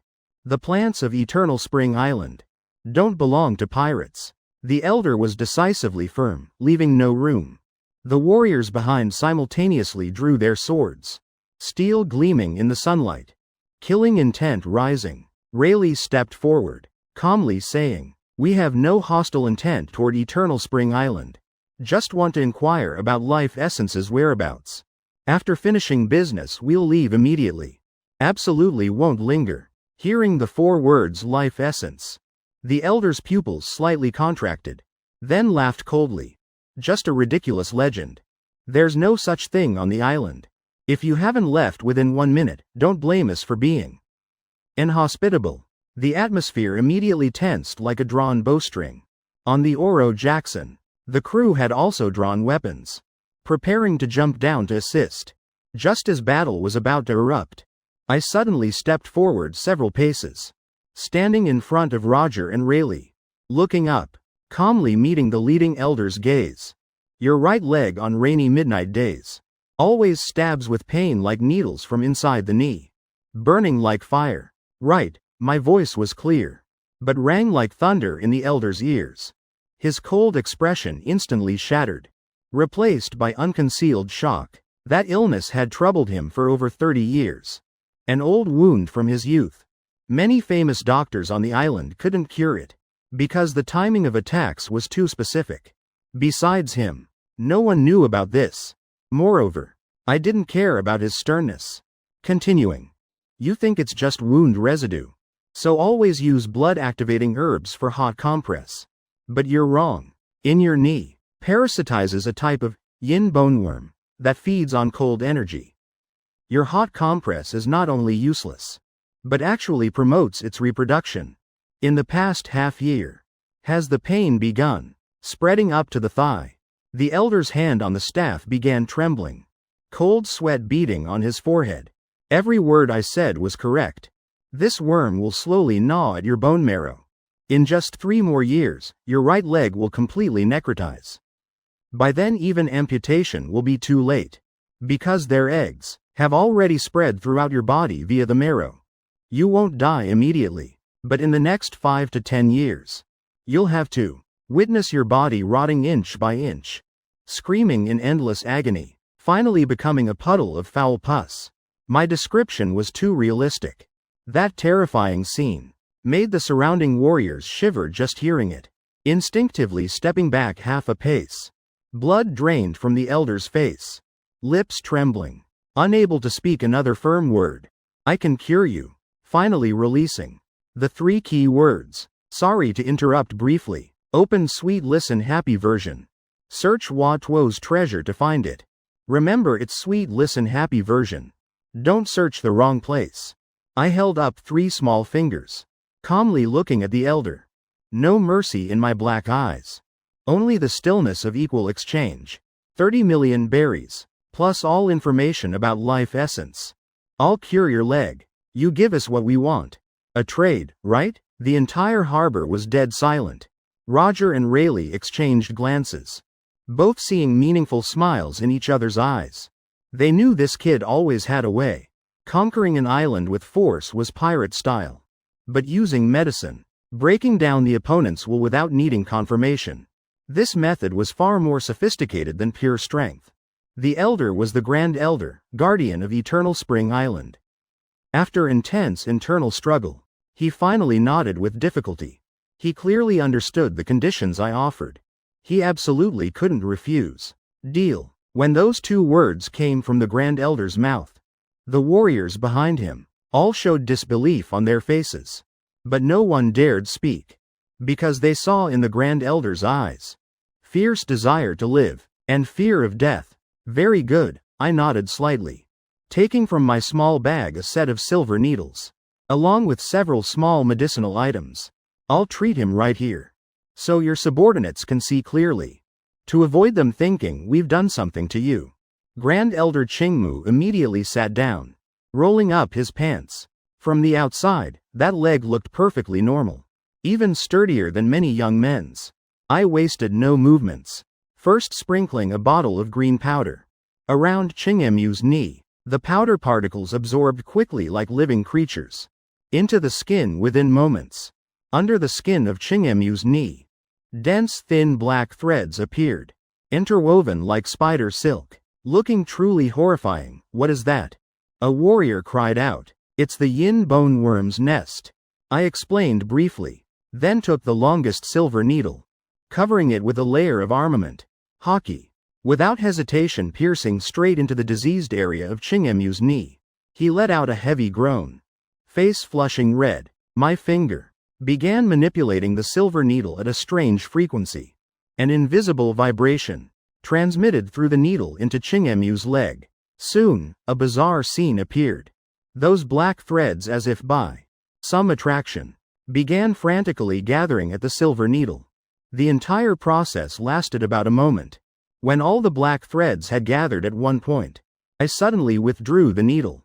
A stream of dark blue liquid, emitting a thick foul smell from the needle hole, sprayed outward, falling to the ground with a corrosive hissing sound. In that liquid, countless insects smaller than hair strands could be seen, writhing in their death throes. My expression unchanged, taking the final bottle of white powder, applying it to the needle hole. The wound quickly closed visibly to the naked eye. I packed up my tools. The worms have been completely eliminated. From now on, soak your feet in mugwort for half an hour each night. Within half a month your tendons and bones will recover as before. Grand Elder Qingmu moved his right leg, his face showing extreme joy. The cold energy that had wrapped around his body for over 30 years had completely vanished, replaced by long-absent lightness and warmth. He stood up, bowing deeply toward me. Many thanks to the Divine Physician for saving my life. The words, Divine Physician, spoken with utmost sincerity. The surrounding warriors also sheathed their swords one by one. Their eyes looking at me changed from hostility and fear to reverence and worship. Eternal Spring Island, an island famous for longevity and herbs. The people here understood better than anyone the value of a divine physician, money and information. I extended my hand, still maintaining a businesslike demeanor. Grand Elder Qingmu didn't dare delay, immediately having someone bring a large chest of berries and personally escorting us into the island's central council hall. I had stabilized the situation, received full payment, and even gained a potential customer. My mood at this moment wasn't bad at all. I glanced at the system panel.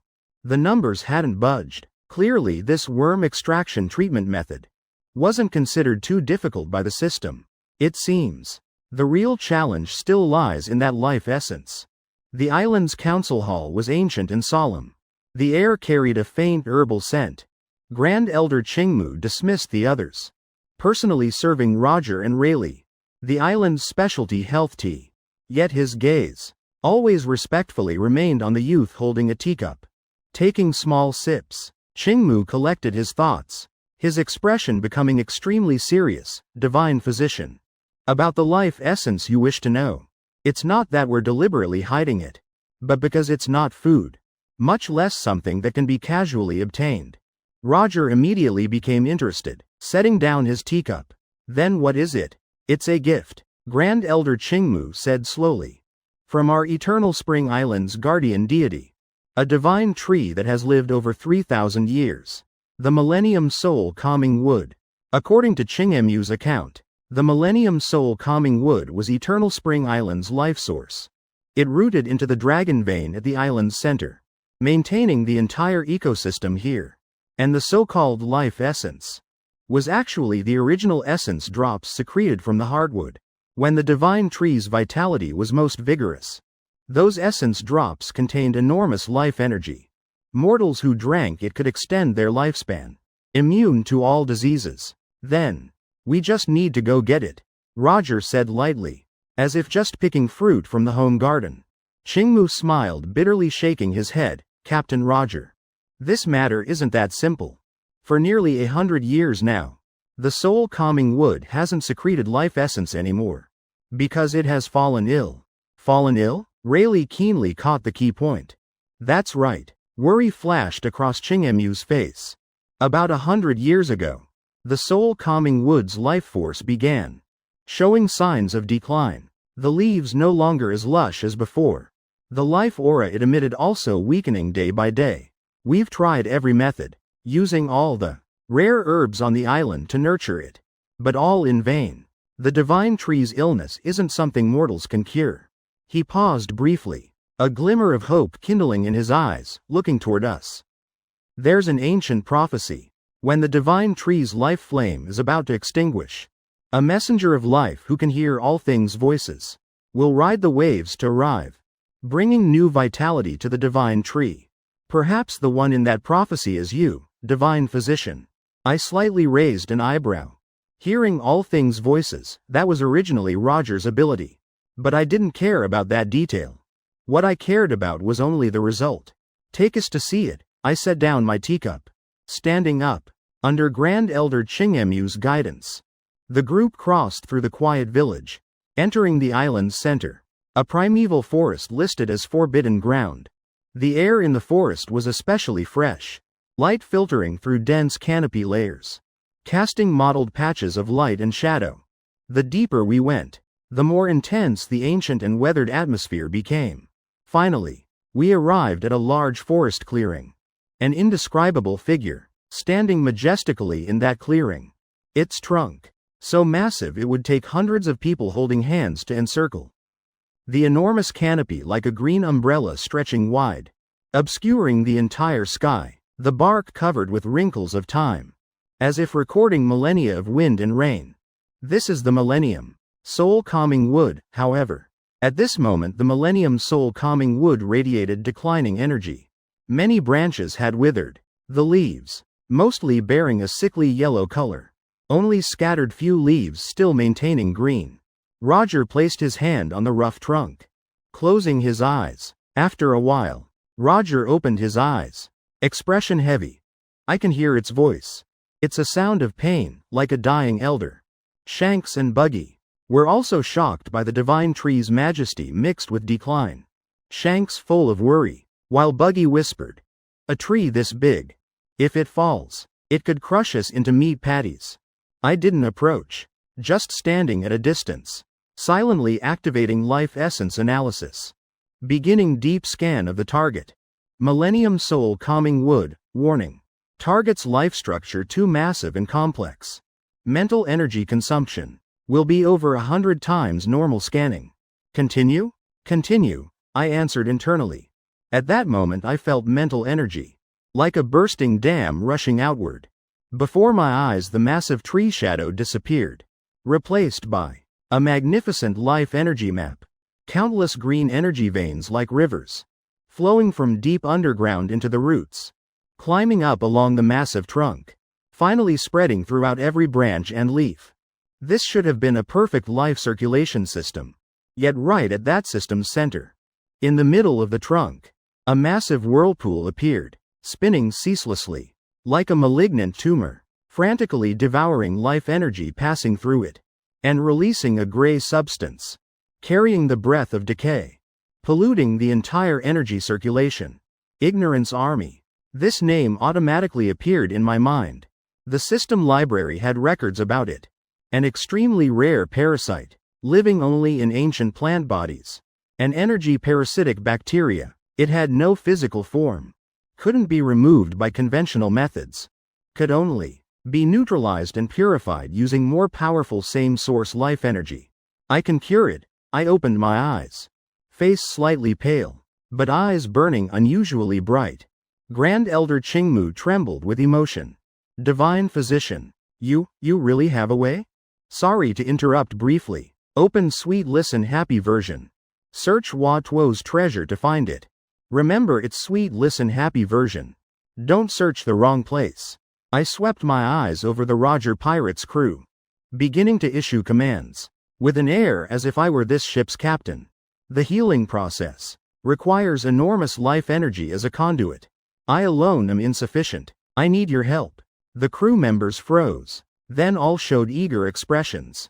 Mr. Rayleigh. I pointed toward a large branch on the tree's east side.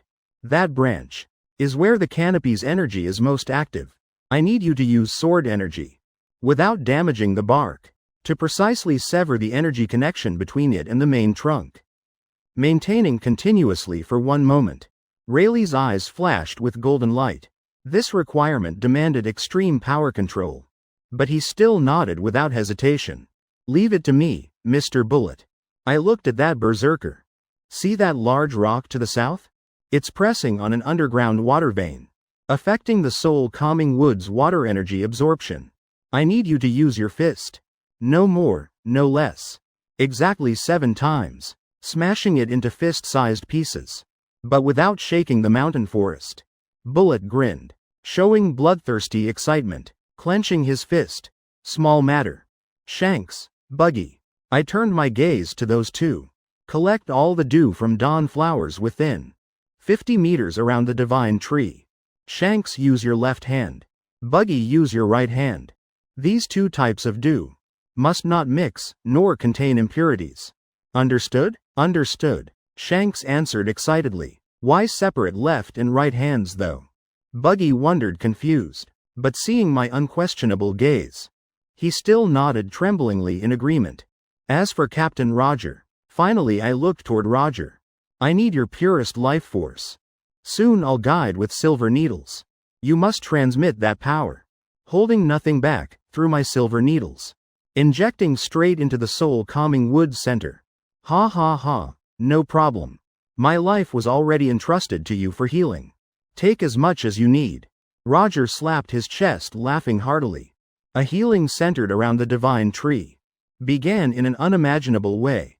Rayleigh's sword was drawn, sword energy like silk, lightly sweeping across the branch, precisely severing invisible energy flows. Bullet's fists rang with dull explosions, each punch perfectly controlled. The rock immediately shattered, but without creating excess dust. Shanks and Buggy clumsily collected dew, nearly falling several times, making everyone burst into laughter, while I inserted dozens of specially made hollow silver needles into the soul-calming wood, arranging them in a complex formation. I sat right in the formation's center, one hand on the main needle, the other on Roger's wrist. Following my command, Roger's unparalleled domineering life force, like a waterfall from a precipice, through my arm, flowing through the silver needles, frantically pouring into the soul-calming wood's body. My mental energy concentrated to the extreme, guiding that enormous power, like an elite army, directly charging into that gray whirlpool region. Two completely opposite energy sources, violently colliding within the soul-calming wood's body. The entire massive divine tree began shaking violently, emitting painful groans. Endure it, I shouted lowly. Then taking the dew Shanks and Buggy collected, mixing it, sprinkling on the formation. The moment dew touched the silver needles, it immediately transformed into cool streams entering the tree, stabilizing the rampaging energy. The purification process had begun. This work for me, Roger, and all participants was an enormous challenge. Time passed moment by moment. Sweat soaked everyone's foreheads. Finally, after nearly an hour of persistence, that gray whirlpool emitted a reluctant growl, completely scattered by Roger's domineering life force. Almost simultaneously, the purification process completed. The Millennium Soul-calming wood's canopy suddenly trembled. An unprecedented pure life aura erupted from the tree, sweeping across the entire island. The yellowed leaves, at visible speed, became green again. Even new shoots sprouted on withered branches. The entire divine tree radiated vitality, stronger than ever before. At the trunk's center, a small crack slowly opened, drops of liquid glowing with soft white light, like crystal seeping out from within, floating in midair. Life essence. I took out the pre-prepared crystal bottle, carefully collecting and storing it. Congratulations, host. Successfully healed an ancient supermassive organism. Completed cross-species healing miracle. Received 10,000 experience points.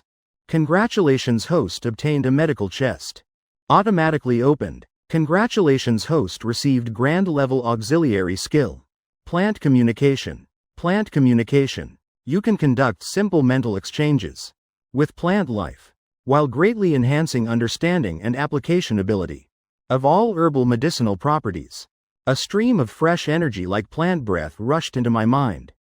I felt I could seemingly hear in the forest, every tree, every blade of grass breathing. I looked down at the life essence in my hand, then up at the vitality-filled divine tree, regarding the Pirate King's final equation. Finally taken a solid first step. While everyone was still cheering for the divine tree's rebirth, Grand Elder Qingmu emotionally approached me, handing me an ancient sheepskin sea chart. Divine Physician, this is a secret our tribe has protected generation after generation. He pointed to a location 10,000 meters beneath the sea, where the Sea King's descendants reign. Legend says it's the holy land of merfolk and fishmen. Perhaps the next answer you need is there. I took the sea chart, eyes looking toward deeper vistas. Fishman Island? Seems the next journey will be even more brilliant. The Oro Jackson once again raised its sails.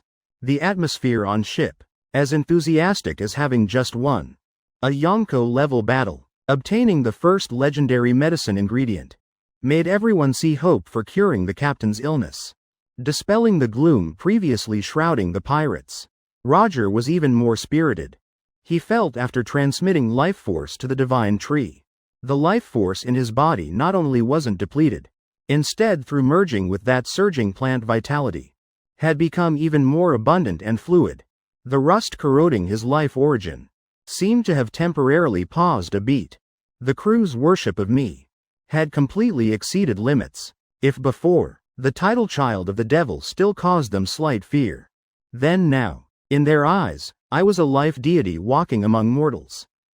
Before the medical room each day, the line for examinations grew longer than ever. The questions also increasingly bizarre. Lord Evan, last night I dreamed of losing teeth. Is that a sign of weakening vital energy? I flipped through the herbal text, newly borrowed from Eternal Spring Island's elder. Not bothering to look up. That's from grinding your teeth in sleep, making your gums tear and bleed.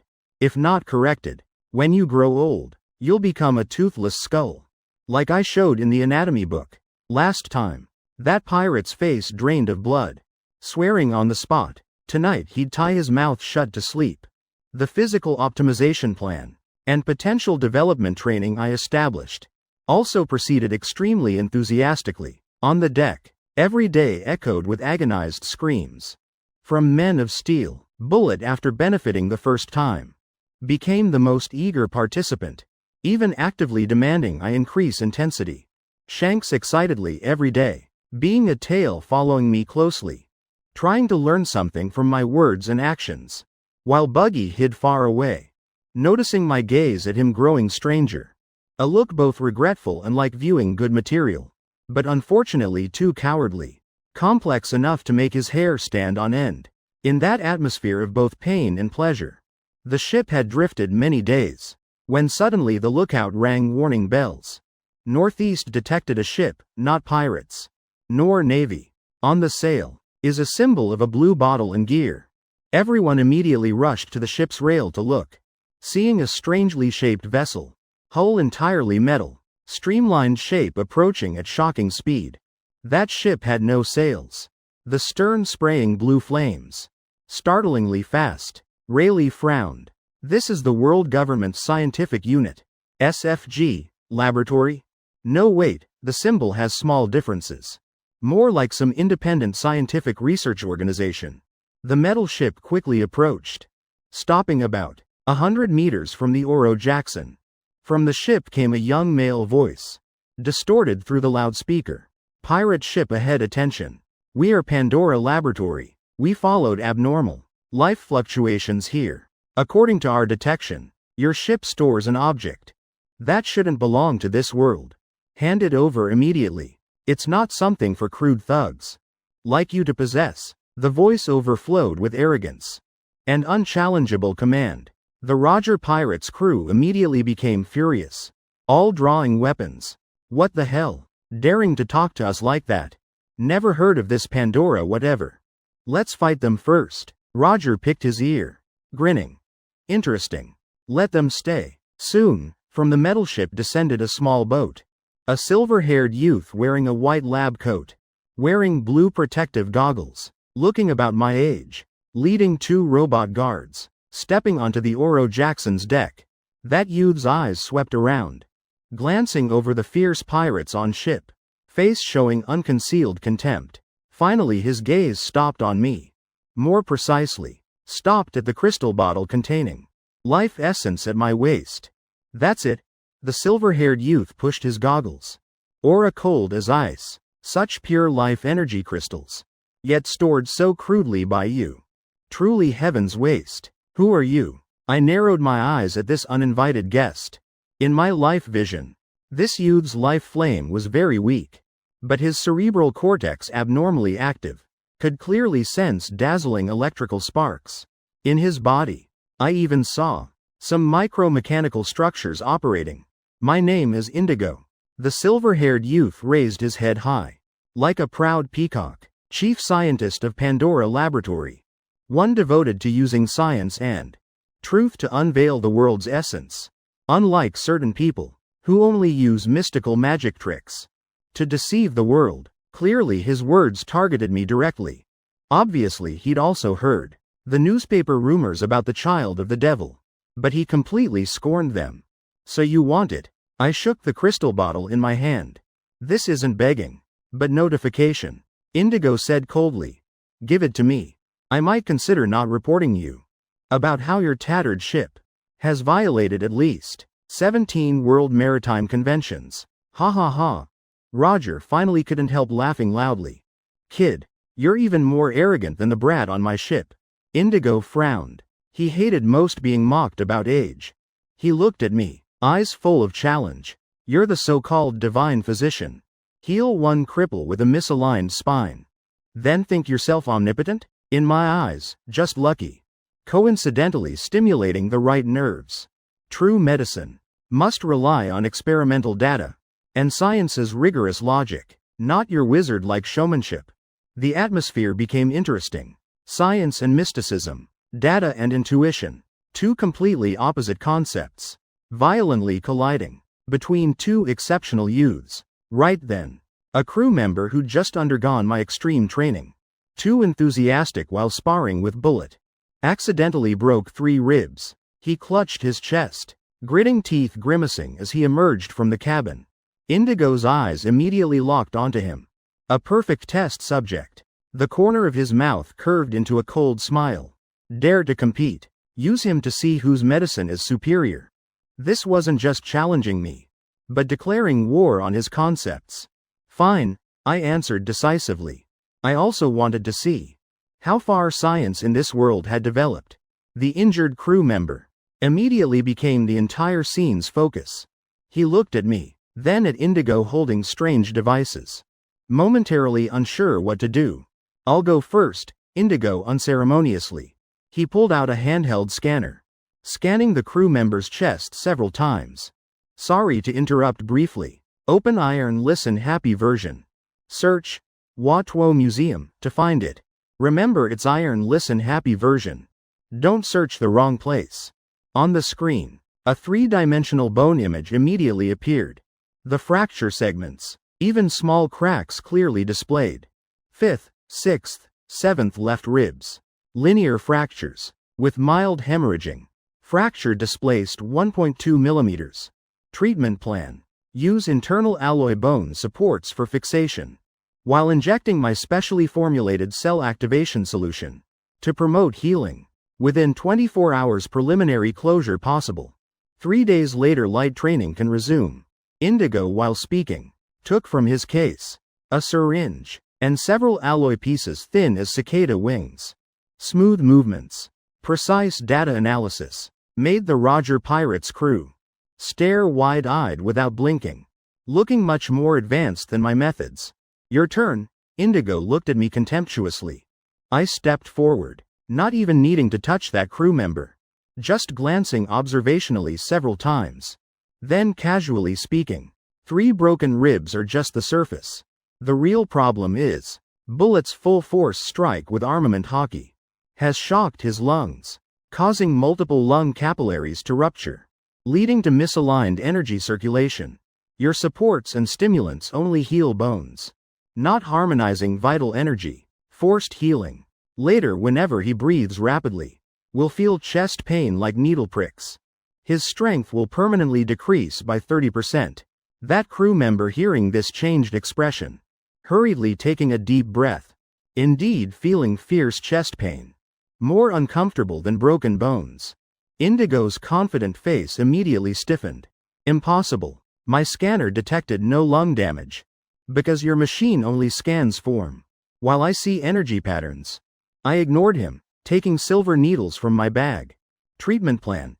Acupuncture, massage to harmonize vital energy.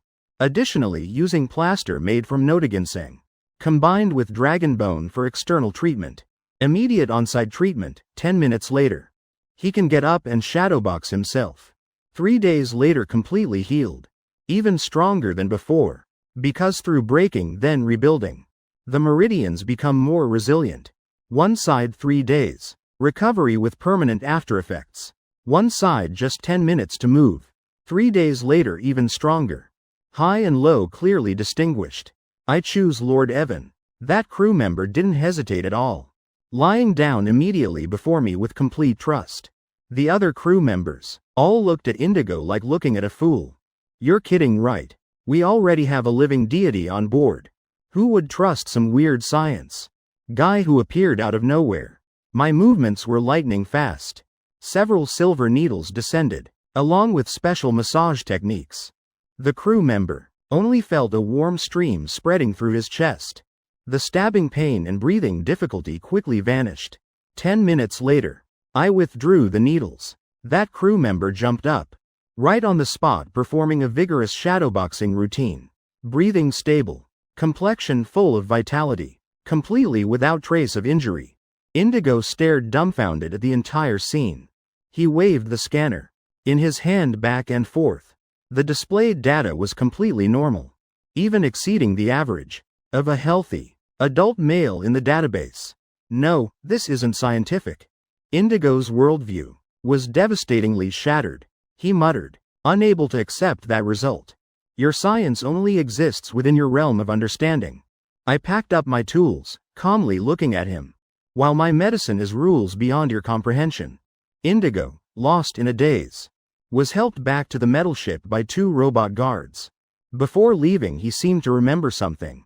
Turning back, shouting at the Roger pirates with frustration. Don't get cocky, you're heading to Fishman Island, right? I've received the news.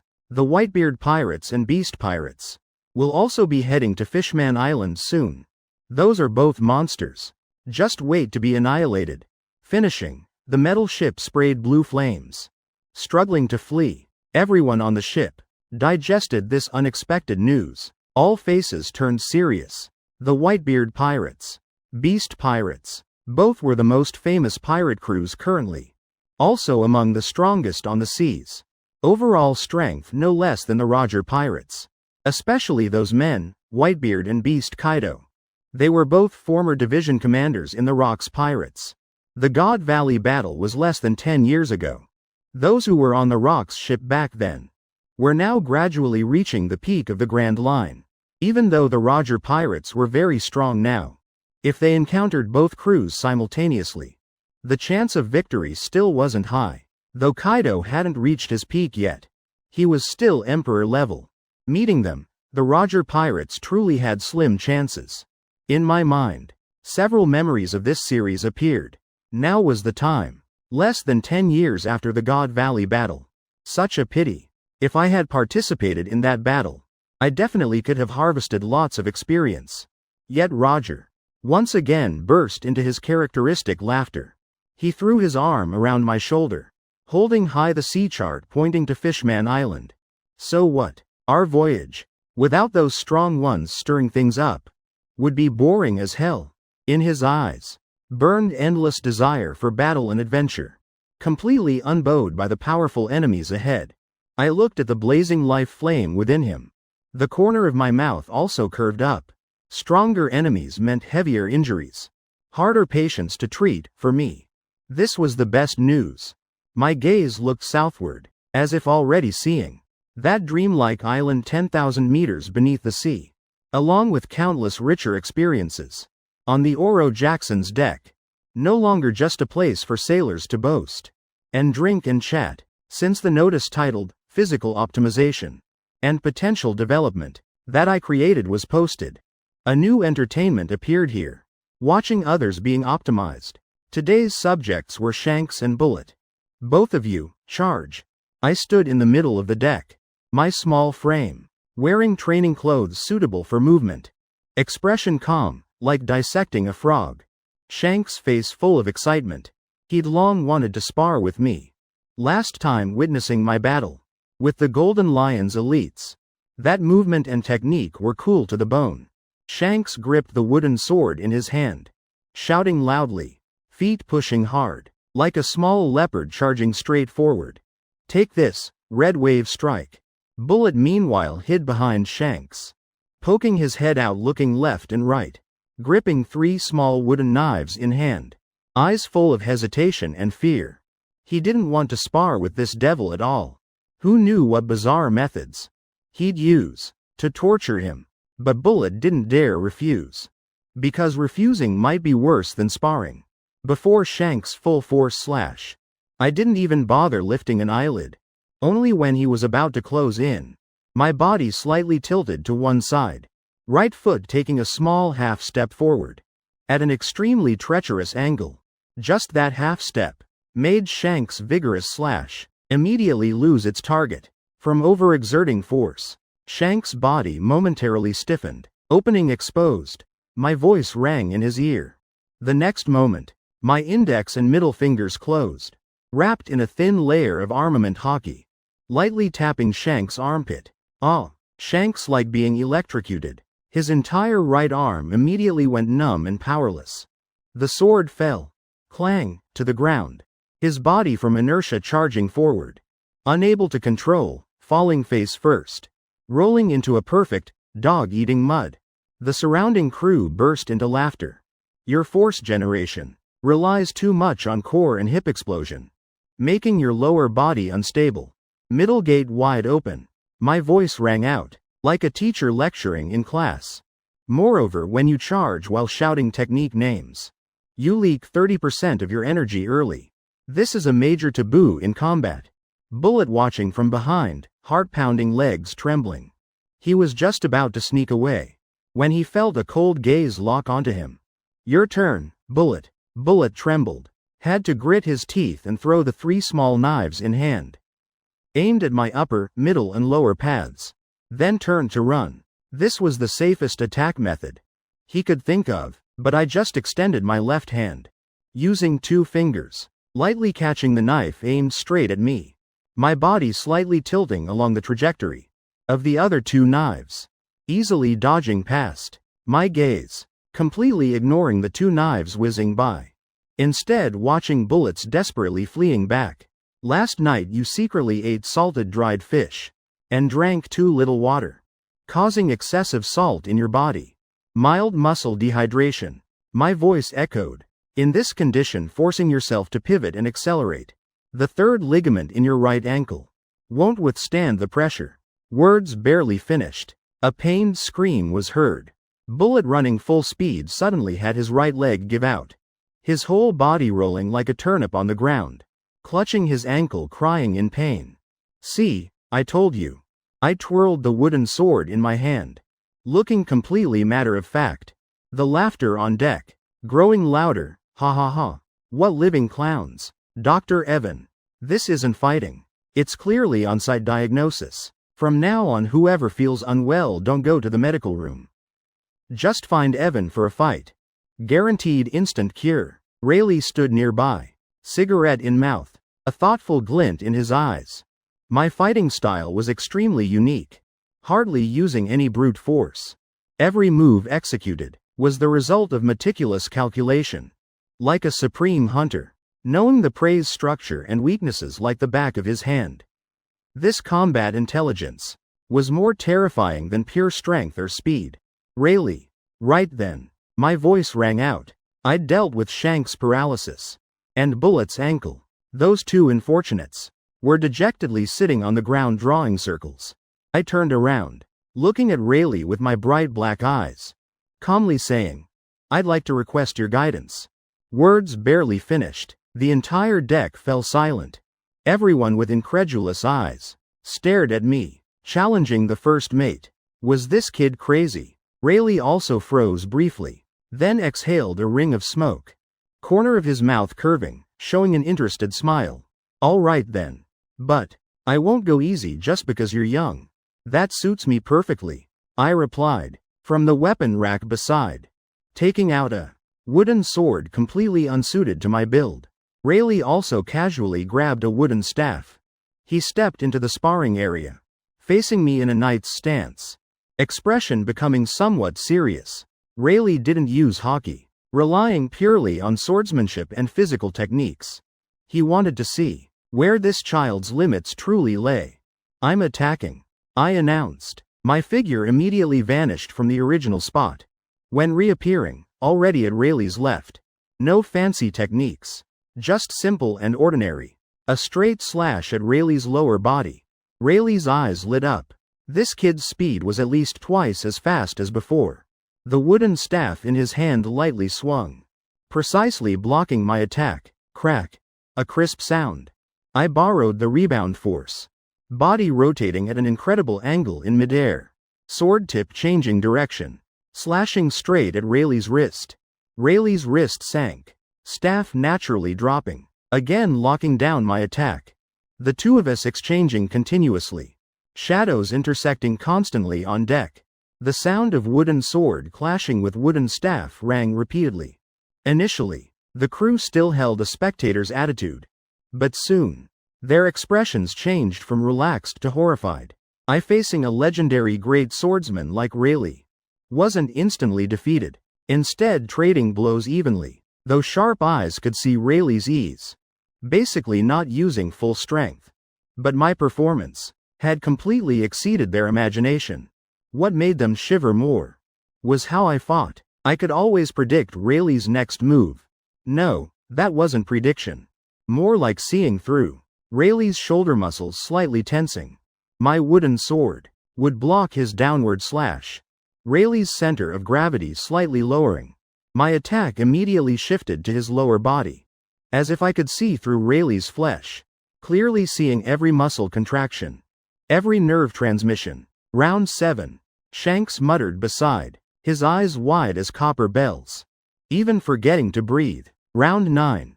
Buggy had scared himself behind a wooden barrel, only daring to peek with one eye.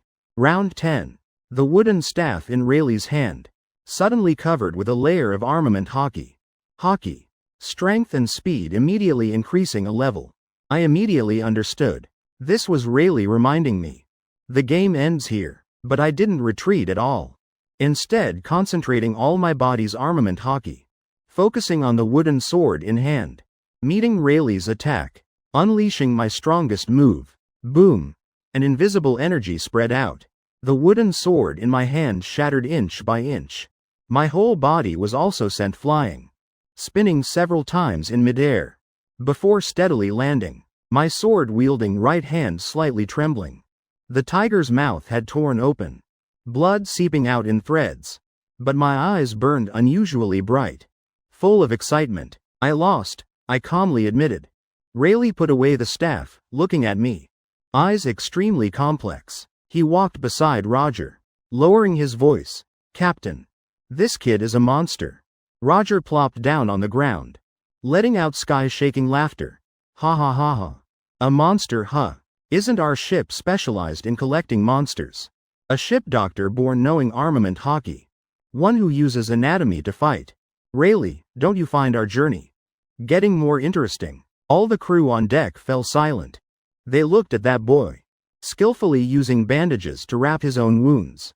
The same thought arising unbidden in their minds, sending chills down their spines. A ship doctor. Why would he possess such bizarre combat talent? Chapter 16. Departure to Fishman Island. After that shocking sparring match, my position on the ship became even more delicate. In the crew's respect, added another layer of deep wariness. Now they firmly believed, if one day I said I could disassemble a person into pieces, then reassemble them perfectly, I could really do it. Buggy's fear of Evan syndrome had developed to the final stage. He even began suspecting whether I secretly entered his room at midnight to use silver needles checking sleep quality, while Shanks completely transformed into a fervent disciple, following behind me daily, calling Big Brother Evan non-stop, hoping to learn some skills. Even just learning a fraction. I didn't care about these things. The battle with Rayleigh helped me understand my own strength, my technique and observation ability, sufficient to handle most enemies. But before absolute power in hockey, still far lacking. I needed to become even stronger, not just for self-defense, but also for later, when facing Roger's rule layer illness. Having sufficient ability to turn things around, the Oro Jackson continued southward, finally reaching the necessary path to Fishman Island. Sabaody Archipelago. Massive coating bubbles, reflecting rainbow colors in the sunlight. The bright red Yarukaman mangrove roots reaching skyward, creating an unparalleled spectacle in the world. This was the endpoint of the new world, also the gateway to new seas. Big fish eating small fish, prosperity and crime coexisting. The ship docked under Grove 41 in the lawless zone. Rayleigh was responsible for finding a coding craftsman. Roger noisily said he wanted to try the island's best tavern. Evan, Shanks, Buggy, you three kids come along. Roger waved his hand, not allowing refusal. I originally planned to stay on ship studying charts. But seeing Roger's eager, unrefusable gaze, could only nod slightly. On Sabaody Archipelago were all kinds of strange races from around the world. And bizarre items, perhaps there'd be unexpected gains. The group walked on the bustling street, everything around overflowing with novelty. Shanks excitedly jumping everywhere, finding everything interesting. Buggy nervously looking around, afraid a Navy admiral might jump out from some corner. Or bounty hunters. My attention was completely different. My life vision played a huge role here. That takoyaki vendor uncle had severe heart rhythm disorder symptoms. Better not let him get too excited. That celestial dragon. Life flame illusory like an empty shell. Life force drained by wine and women. However, the material of his clothes was extremely special, as if able to block life energy detection. Over there was the slave auction house. The life aura inside filled with despair and death. Like a cemetery, my muttering made Shanks and Buggy beside me listen in a daze. Evan, how do you know everything? Shanks' eyes full of worship. Because I'm looking, while you're just glancing, I casually replied. We entered a tavern, looking like the liveliest in this area. Just pushing open the door, the noisy atmosphere immediately rushed over. Pirates crude cursing, wine glasses clinking clearly, musicians playing off-key, all mixing together, forming a unique, chaotic symphony of the lawless zone. Roger like returning home, choosing the biggest table to sit, heartily slapping the table.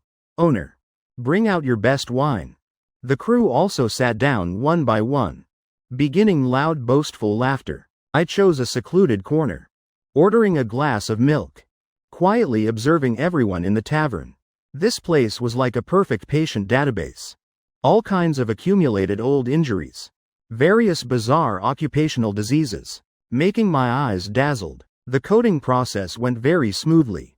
Rayleigh was already acquainted with that famous craftsman, getting a friendship price out of old friendship. Also conveniently sharing some information about New World voyages. 3 days later, the Oro Jackson was covered by a massive blue bubble. The Oro Jackson, like a dreamlike jellyfish, slowly sinking into the deep unfathomable sea, heading toward Fishman Island 10,000 meters below. The moment the ship completely submerged, a fresh new world appeared before everyone's eyes. Sunlight filtered through dark blue seawater, becoming gentle and enchanting. Schools of iridescent fish sparkling like living rainbows, gracefully gliding past the ship's rail. Massive sea kings, casting mountain-like shadows in those distant waters, bringing unparalleled pressure. Wow, it's the deep sea. We're really sailing underwater. Shanks pressed his whole body against the bubble membrane, face flushed with excitement. So scary. Buggy hid behind the mast, face pale. He always felt those massive shadows would charge over any moment, swallowing the entire ship in one gulp. This was also the crew's first time experiencing such a magical journey. Everyone like curious children, crowding around the ship's rail pointing constantly. Only I remained calm, not particularly interested in those illusory scenes. Instead taking out several specially made glass bottles from gaps in the bubble membrane, carefully collecting seawater samples from different depths. Evan, what are you doing?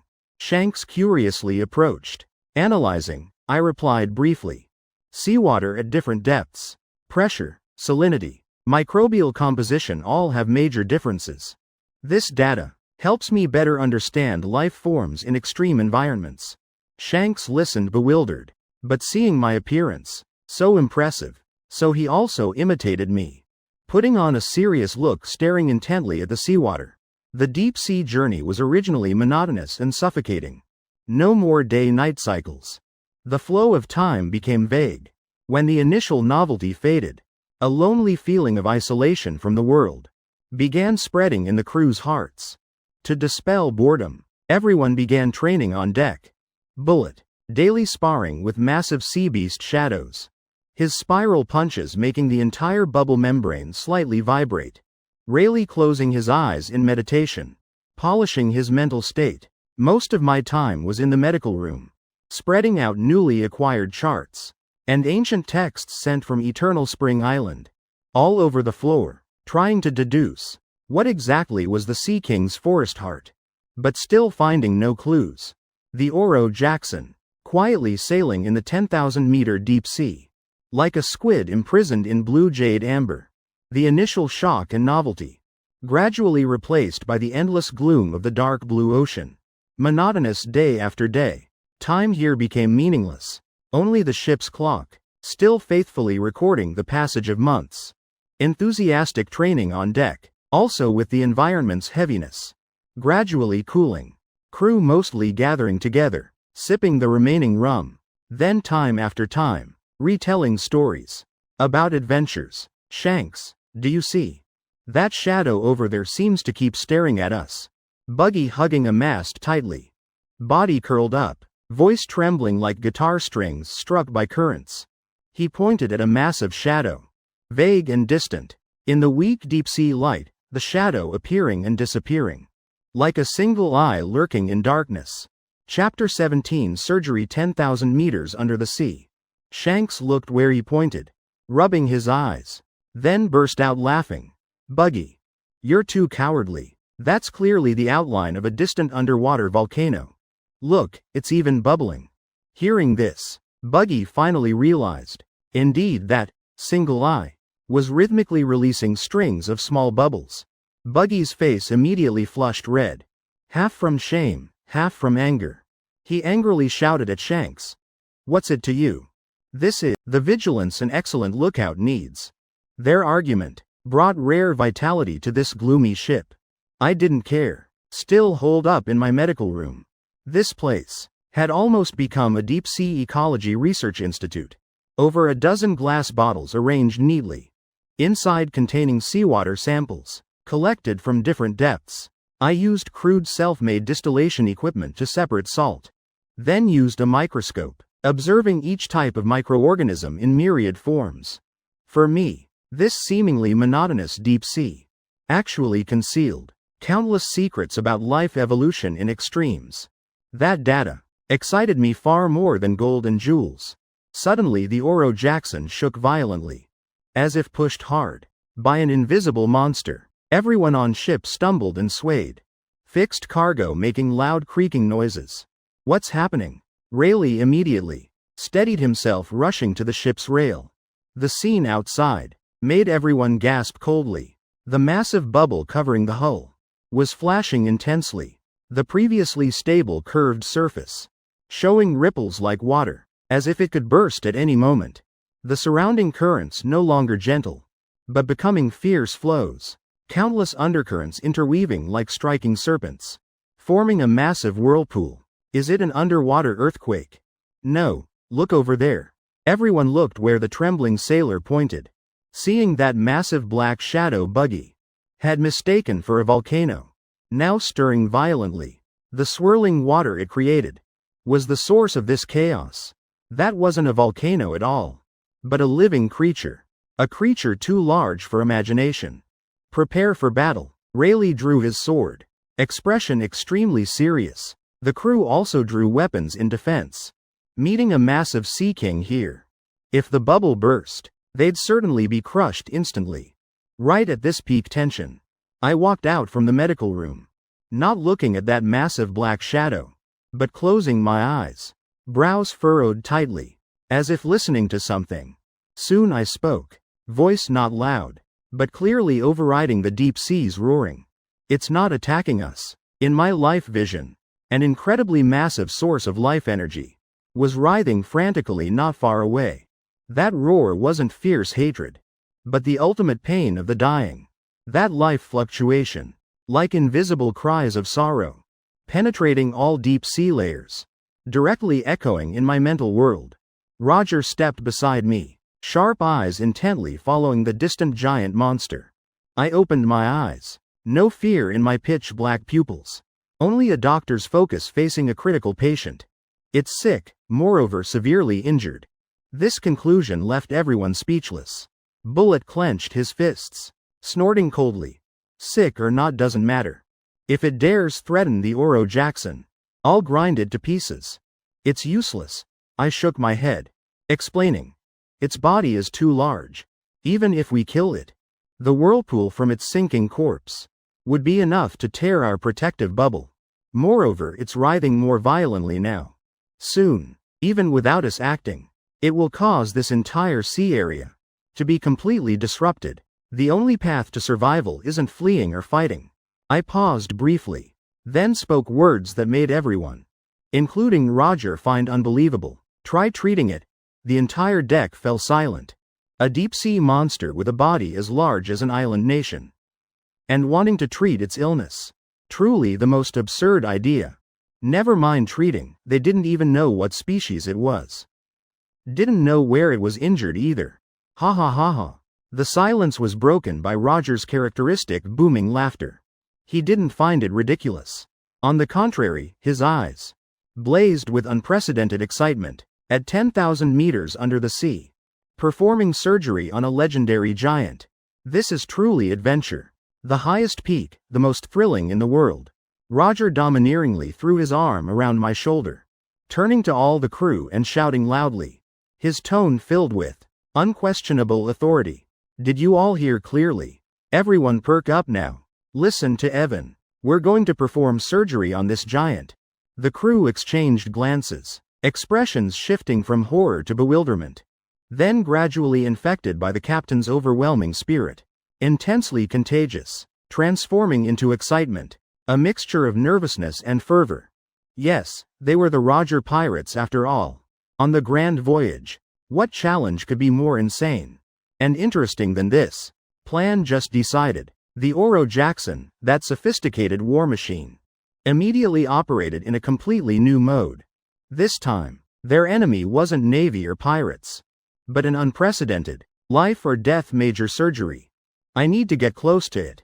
Very close. I spread white paper on the massive chart table, quickly sketching diagrams. All treatment from the ship would be like scratching an itch through a boot. I must directly diagnose and deliver medicine to the most critical spot, leaving the bubble in the deep sea. Too dangerous. Rayleigh frowned deeply. Even the smallest personal bubble couldn't withstand even one accidental collision from that giant. That's why I need you, Mr. Rayleigh. I looked up straight at him. I need someone small enough, agile enough, and strong enough to protect this mobile surgical platform. Understanding flashed in Rayleigh's eyes. He nodded slightly, without another word, turning toward the ship's stern. With shipwright Tom, using spare red mangrove branches, combined with materials on board, crafting a small two-person cabin. About half an hour later, a strangely shaped small boat, like a deep-sea submarine, was secured to the ship's side. Rayleigh would personally pilot it, playing driver and bodyguard for me. Shanks, Buggy. I turned to look at the two young sailors. Your mission is most important. Hearing this, Shanks immediately puffed out his chest proudly, while Buggy trembled and stepped back. See those small sea beasts attracted by the blood smell around that giant?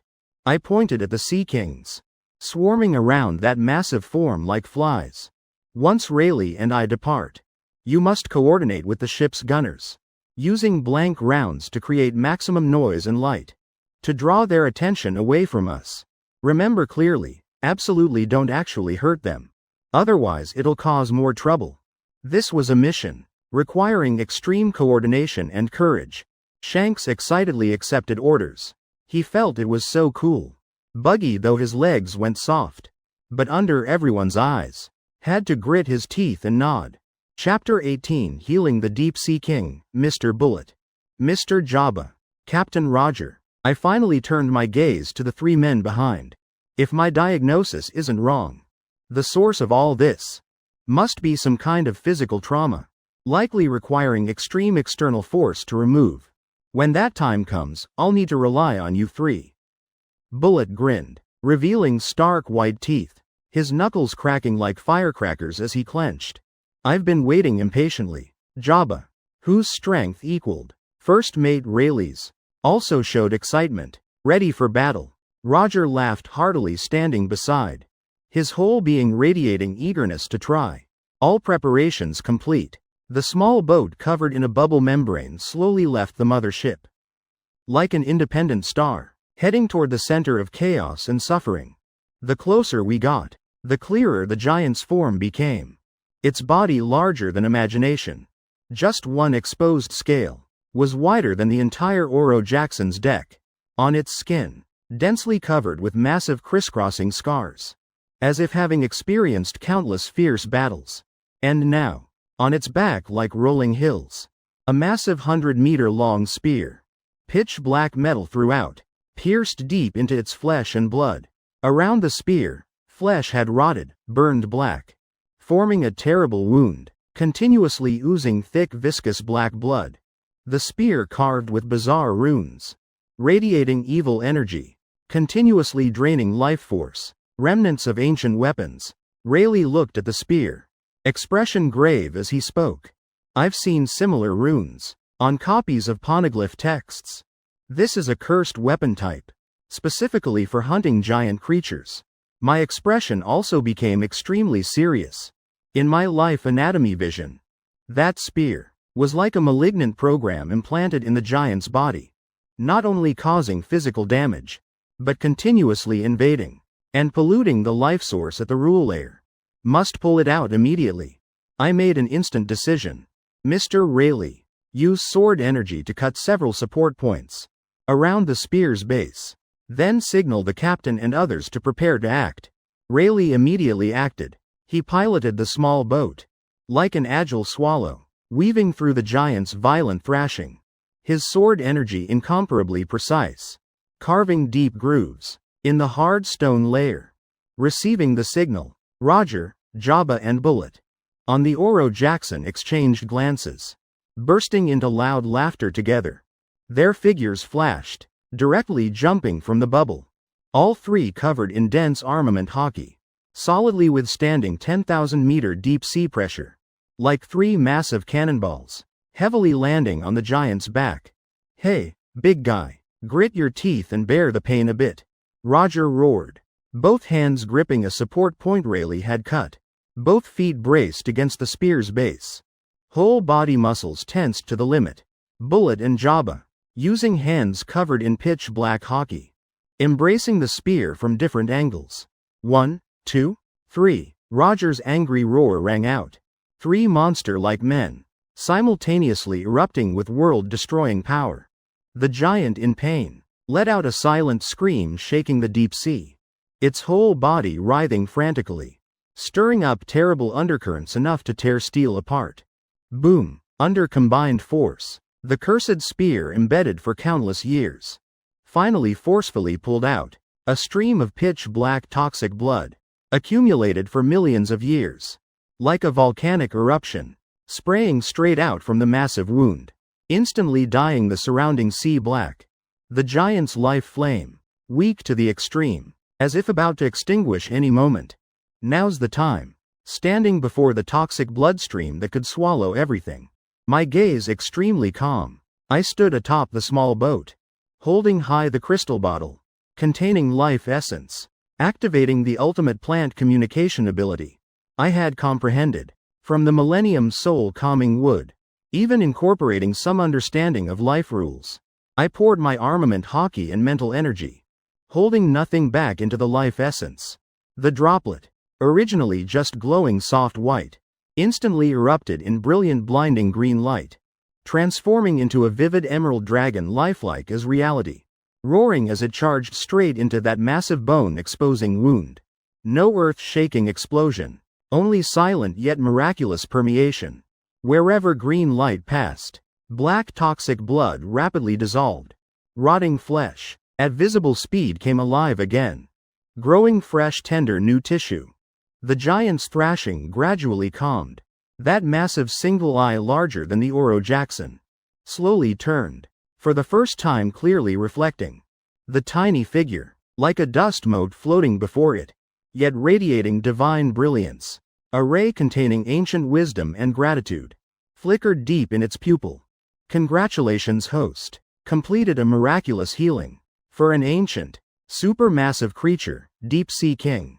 Understanding of life essence greatly enhanced. Experience plus 15000. Congratulations, host received a medical skill box. Automatically opened. Congratulations, host received Grandmaster skill and dependent ability. Deep Sea Affinity. Deep Sea Affinity. Your body will no longer be affected by deep sea pressure. You can conduct deeper mental exchanges with intelligent sea creatures. Water element sensing and control ability. Slightly enhanced. The system's series of notifications shook my spirit. This experience pool was too large. The newly healed giant let out a low, joyful roar. It was no longer a threat. Instead, like a gentle guardian, using its massive head, gently rubbing against the Oro Jackson's protective bubble. Movements gentle as if cradling treasure. Then it turned its massive body, swimming ahead of the ship's bow, using its body to part the violent undercurrents, forcefully carving a safe, flat path. It was guiding them. The crew on the Oro Jackson were all completely stunned. They witnessed the entire process with their own eyes. From initial despair, to when the captain and Bullet broke through with strength, then to when I performed miraculous healing. Everything had completely exceeded their understanding of the world. Are we dreaming? A sailor pinched his arm hard, grimacing in pain. Big brother Roger, what kind of monster did you bring back for us? Roger and Jabba, along with Bullet, also returned to the ship. All three somewhat exhausted, but wearing extremely hearty smiles. Ha ha ha, that was satisfying. This is real adventure. Roger plopped down on deck laughing loudly. Chapter 19. You don't look very healthy either. Under the Deep Sea King's guidance, the Oro Jackson's journey became extremely smooth. Just one day later, ahead appeared a massive translucent dome, emitting gentle light. Fishman Island had arrived. Yet just as they were about to enter the Fishman Island entrance, drumbeats resounded repeatedly from left and right sides. Two massive fleets, as if rising from the deep sea's darkness, rows of majestic warships, appeared in their sight, quickly surrounding and advancing. Leading on the left was the massive warship, Moby Dick, with its whale-shaped bow. On deck stood a mountain-like giant man, holding a massive blade in hand. Looking this way with interest, Edward Newgate, Whitebeard. Beside him was a blonde youth, along with several powerful figures. These were the Whitebeard Pirates Division commanders. On the right side, overflowing with violent and furious energy, ships flying the Beast Pirates flag. On the flagship, a man, also massive, robust build, powerful limbs, whole body radiating monster-like pressure, using invasive eyes, intently staring at the Deep Sea King, obediently following behind the Oro Jackson. Beast Kaido. At this time Kaido still looked very young. Moreover, his devil fruit ability development and strength hadn't reached their peak. Still somewhat inferior to Roger or Whitebeard. Comparing like this, later when Shanks became a Yonko, his age was at least 20 or 30 years younger than Kaido and Whitebeard. One could see how enormous Shanks' potential was, while Kaido at this current stage, just relying on his formidable body, had built a fierce reputation across the Grand Line. Obviously they were attracted here by the massive life energy waves, erupted when healing the Deep Sea King. 3 peak pirate crews on the seas, right at Fishman Island's gateway 10,000 meters deep, unexpectedly meeting. The air seemed to freeze. Even the seawater stopped flowing. La, Roger. Every time I meet you, you always cause the biggest commotion. Whitebeard's characteristic laughter echoed, carrying boldness mixed with teasing. OGUGUGUGU, Roger. Kaido's voice, full of unconcealed greed and battle intent. That pet behind you looks nice. Hand it over. Roger stood up, grinning, shouting toward Whitebeard. Newgate, you also sniffed your way here this time? Then Roger's gaze shifted to Kaido, sharpening considerably. Kaido, if you want my things, then steal them with your strength. War about to erupt. Right at this moment, I stepped forward several paces, standing at the ship's bow. My small figure, compared to the 3 legendary pirates' massive forms, became extremely tiny. Yet when I appeared, the Deep Sea King let out a low roar, its massive single eye, full of hostility and warning toward Kaido's fleet. Clearly it had shown its stance. My gaze calmly swept over Whitebeard, finally stopping on Kaido. In life vision, Kaido's life form appeared clearly before my eyes. It was a chaotic, violent energy mass, overflowing with destructive desire. At that energy mass's core, a strange devil fruit was tightly wrapped around his life origin. I saw, though that fruit's power was formidable, its fusion with Kaido himself wasn't complete.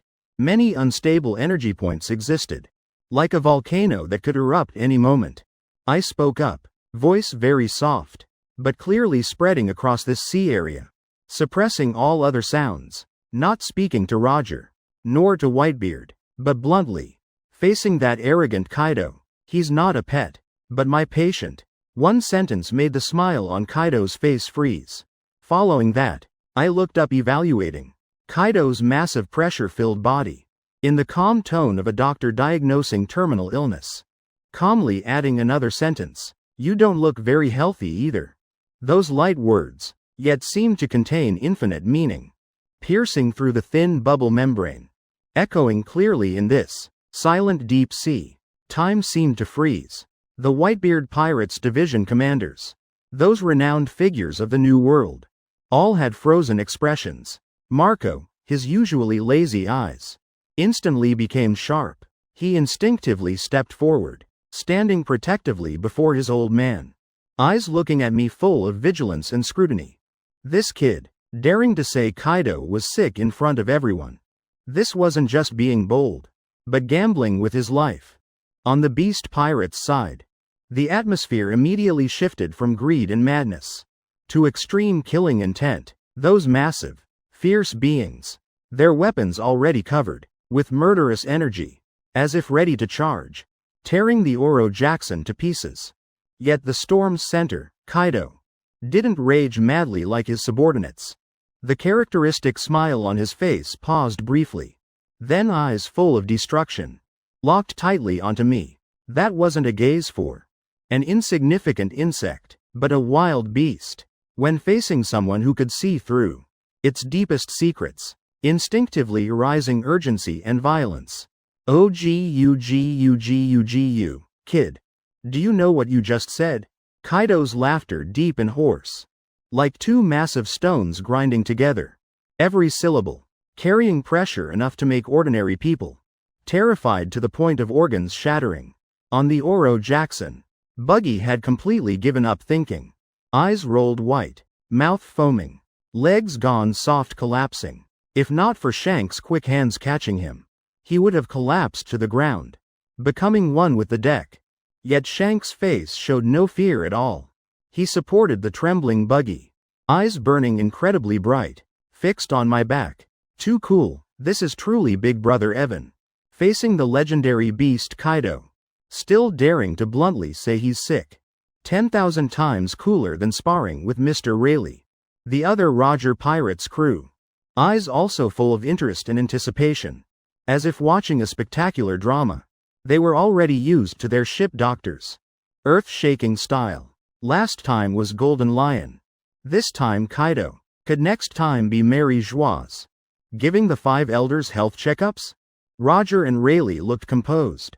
Beside them, Jabba swung his twin axes, grinning widely. Rayleigh just smiled helplessly, then lit another cigarette, as if the confrontation before them that could shake the seas was just an amusing joke, while Roger was already rolling on deck laughing, to the point tears nearly came out. Ha ha ha ha. Kaido, did you hear? My ship doctor says you're sick. Hurry and let him examine you. We'll even give you an 80% discount. Roger's laughter boomed freely, making the flames of anger on Kaido's side burn even more fiercely. I paid no attention to the surroundings, facing Kaido's scorching gaze, as if wanting to boil the entire sea, calmly continuing my diagnosis. My voice wasn't loud, but like the sharpest scalpel, precisely dissecting Kaido's essence. Chapter 20 Medical Record. Your strength doesn't completely originate from yourself. In my life vision, the devil fruit wrapped around Kaido's life origin was like an unstable reactor, You've swallowed a heart that doesn't belong to you. A dragon's heart, full of violence and destructive will. You think you've controlled it, but actually it's gradually assimilating you. It grants you a nearly immortal body. In exchange, you'll forever live in that torn, agonizing state. Your will and the dragon's will, day and night ceaselessly battling within your body. That battle makes you stronger, also makes you suffer more. You crave an exhilarating battle. Crave a death that can end everything. Not because you truly want to die, but because the conflict of two wills in your body has reached the limit. Both crave, using destruction to exchange for final peace. Every breath, every heartbeat makes this erosion fiercer. Your immortality is your greatest illness. You're not living. You're just a collapsing container, carrying two destructive wills. My words finished. The entire sea fell into silence. Suffocatingly heavy. The expression on Kaido's face completely vanished. No anger. No roaring. Just silently staring at me. Shock surging in those bell-sized eyes. Violence, vagueness, and even a heaviness he himself hadn't realized. My words like a key, piercing deep into his soul. Into the forbidden zone he always avoided. He had thought his strength was natural. His suffering the inevitable loneliness of the strong. Yet today, a kid like me, using a method he couldn't understand, tore apart everything within him, exposing it beneath this deep sea. Even Whitebeard, who had been watching the show, put away his smile, eyes that seemed to see through everything for the first time showing true shock. He looked at me, then at the silent Kaido. Finally, his gaze settled on Roger, rolling with laughter. Gu la. Whitebeard finally laughed, but that laughter had lost some boldness, adding a touch of sentiment. Roger, where did you bring back this little monster from? He's not examining illness, but examining hearts. In that extremely bizarre atmosphere, the Deep Sea King still quietly followed behind the Oro Jackson, suddenly letting out a long low sound. Its massive single eye, turning toward Kaido's and Whitebeard's fleets, eyes full of clear warning, as if saying, whoever dares touch my doctor, must first step over my corpse. That single roar made the beast pirates previously burning with momentum completely quiet down.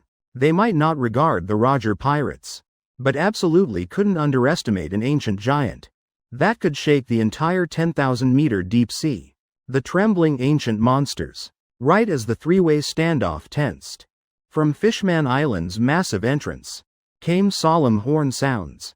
A squad of Fishman knights riding giant seahorses, escorting a fat merman riding a large catfish, wearing a crown on his head, holding a trident in hand, slowly swimming out. The arrival was Fishman Island's king, Neptune. Wah ha ha ha, what honored guests. Lord Whitebeard, Lord Roger, and Lord Kaido too.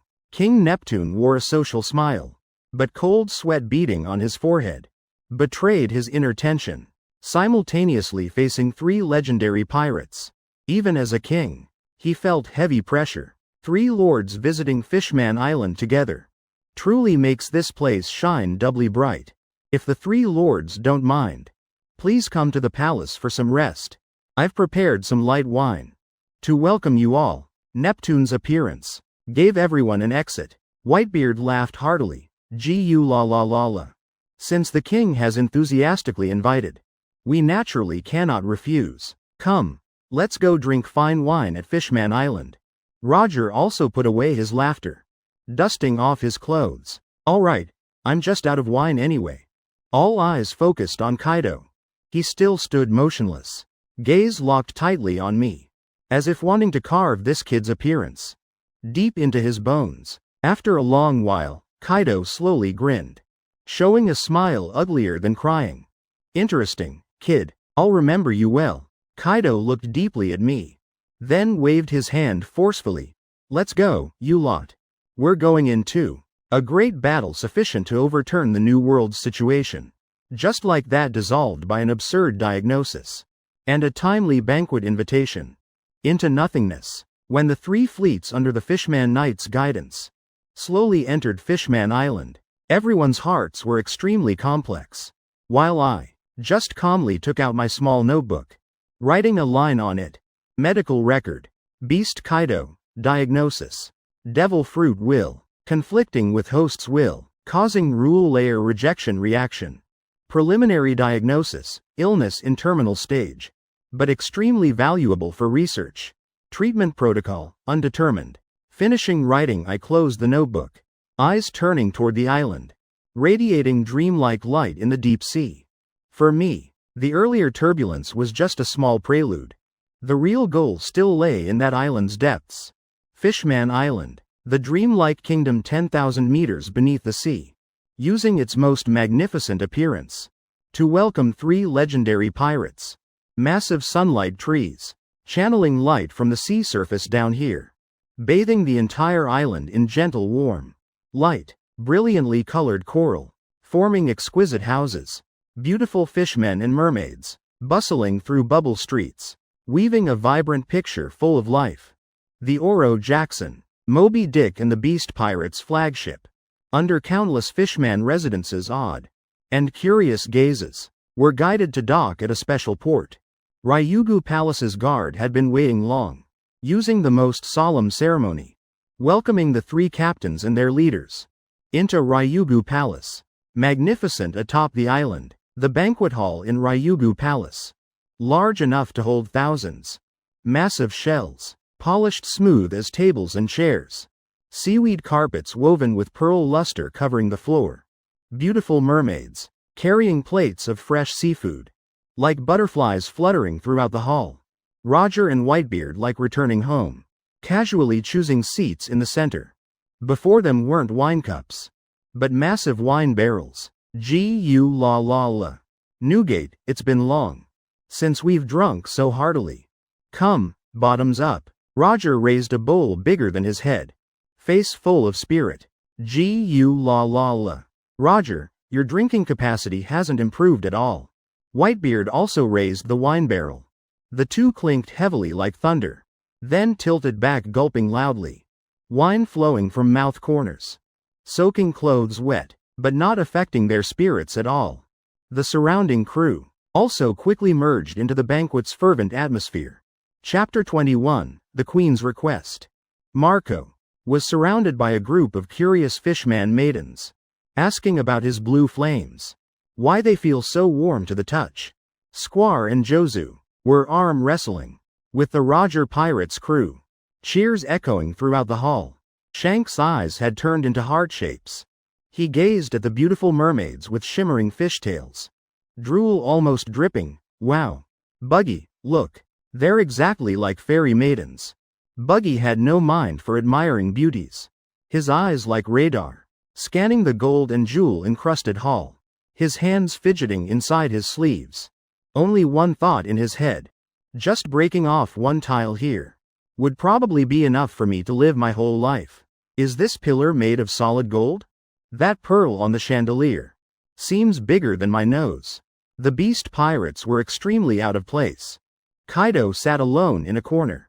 Fine wine and delicacies before him untouched. He paid no attention to anyone. Only using those terrifyingly pressured eyes. Occasionally glancing toward me, that gaze full of incomprehensible complexity. His subordinates were all tense, not daring any disrespect. That scene contrasted sharply with the lively atmosphere in the hall. While I treated all that noise like a passing breeze, not touching the food, that looked fresh and appetizing. Only ordering a glass of clear water. My life vision quietly swept across the entire hall. This place was no different from a life-form museum. Humanity's life force burning like fire. The fishmen's gentle water like life. And even the energy currents. From myriad races. From all over the world. All provided me invaluable research data. My gaze stopped on King Neptune.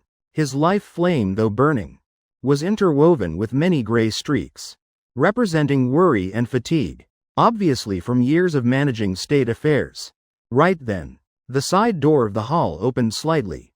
A blonde mermaid, gentle temperament, beautiful features, accompanied by 2 mermaid attendants, slowly swam in. This was Queen Odahime of Fishman Island. Her appearance made the lively atmosphere quiet down somewhat. Though her figure was petite, she radiated a power, gentle yet determined. The queen smiled, first bowing to Roger and Whitebeard. Then her eyes searched throughout the hall, finally settling on the boy sitting quietly in the corner, so silent as to almost have no presence. She crossed through the crowd, straight to me, then under everyone's astonished gaze, bowed deeply before me. "You must be Dr. Evan." Queen Odahime's voice like spring breeze passing, full of sincerity and urgency. "I am Odahime. Forgive my intrusion, but I have a matter to request." This scene made everyone stop their movements. The Queen of Fishman Island, actually performing such a grand bow to a 10-year-old child. King Neptune hurriedly swam over, face somewhat flustered and helpless. "Odahime, what are you doing? We can discuss matters privately." But Queen Odahime cut off her husband, her gaze still firmly on me. "Only Dr. Evan can help me with this matter." I slightly raised my eyelids, evaluating this beautiful queen. In my life essence analysis vision, Queen Odahime's life was completely different. Her life flame wasn't particularly brilliant, but strangely pure, like a flawless crystal. Yet deep in that crystal's core, wrapped around were threads of black energy thinner than hair. This wasn't illness, nor a curse, but a form of deep sorrow originating from the mental layer. Those sorrowful energies clung to her body like ghosts, slowly but steadily eroding her life's roots. "Your Majesty," I spoke, voice calm as always. "Your illness isn't in your body, but in your heart." The queen hearing this, her body slightly trembled, a flash of surprise in her beautiful eyes. But more was relief at finding hope. She knew she'd found the right person. "That's right." The queen nodded with a bitter smile, voice carrying a touch of weariness. "All these years, for the ideal of fishmen and humans living in harmony, I've traveled to every corner of Fishman Island, to listen to the people's voices, to collect their signatures. I can hear the desires in their hearts, and also feel the pain from prolonged discrimination and separation, suppressed deep in their hearts, resentment and sorrow. I once thought I could bear it all, but gradually, I realized, those negative emotions are like poison, gnawing at my body. I began having sleepless nights. Food lost its taste, my body weakening day by day. The palace physicians couldn't find the cause, only saying I was overworking. But I know clearly, my life is gradually withering." The queen saying this, took out a petition thick with signatures, presenting it before me. "I don't fear death, but I fear my ideals won't come true. Before I can no longer run around for my people. I heard about your miraculous healing at Eternal Spring Island, about your miracle saving the deep sea monarch. Therefore I beg you to save me." The entire hall fell dead silent. Everyone was moved by the queen's great heart, and that deep pain. Shank's eyes had reddened. He felt this queen was truly great. Buggy rarely put away his greed, a thread of respect arising in his heart. Roger and Whitebeard looked at each other, both seeing heaviness in the other's eyes.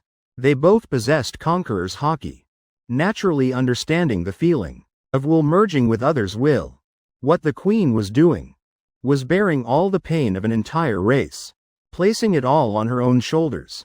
This was more dangerous than any battle. I took that heavy petition, fingers lightly brushing over the names, each name carrying hope, also carrying deep despair. After a long while I put away the petition, looking up at the queen, slowly saying, "I need to give you a detailed examination.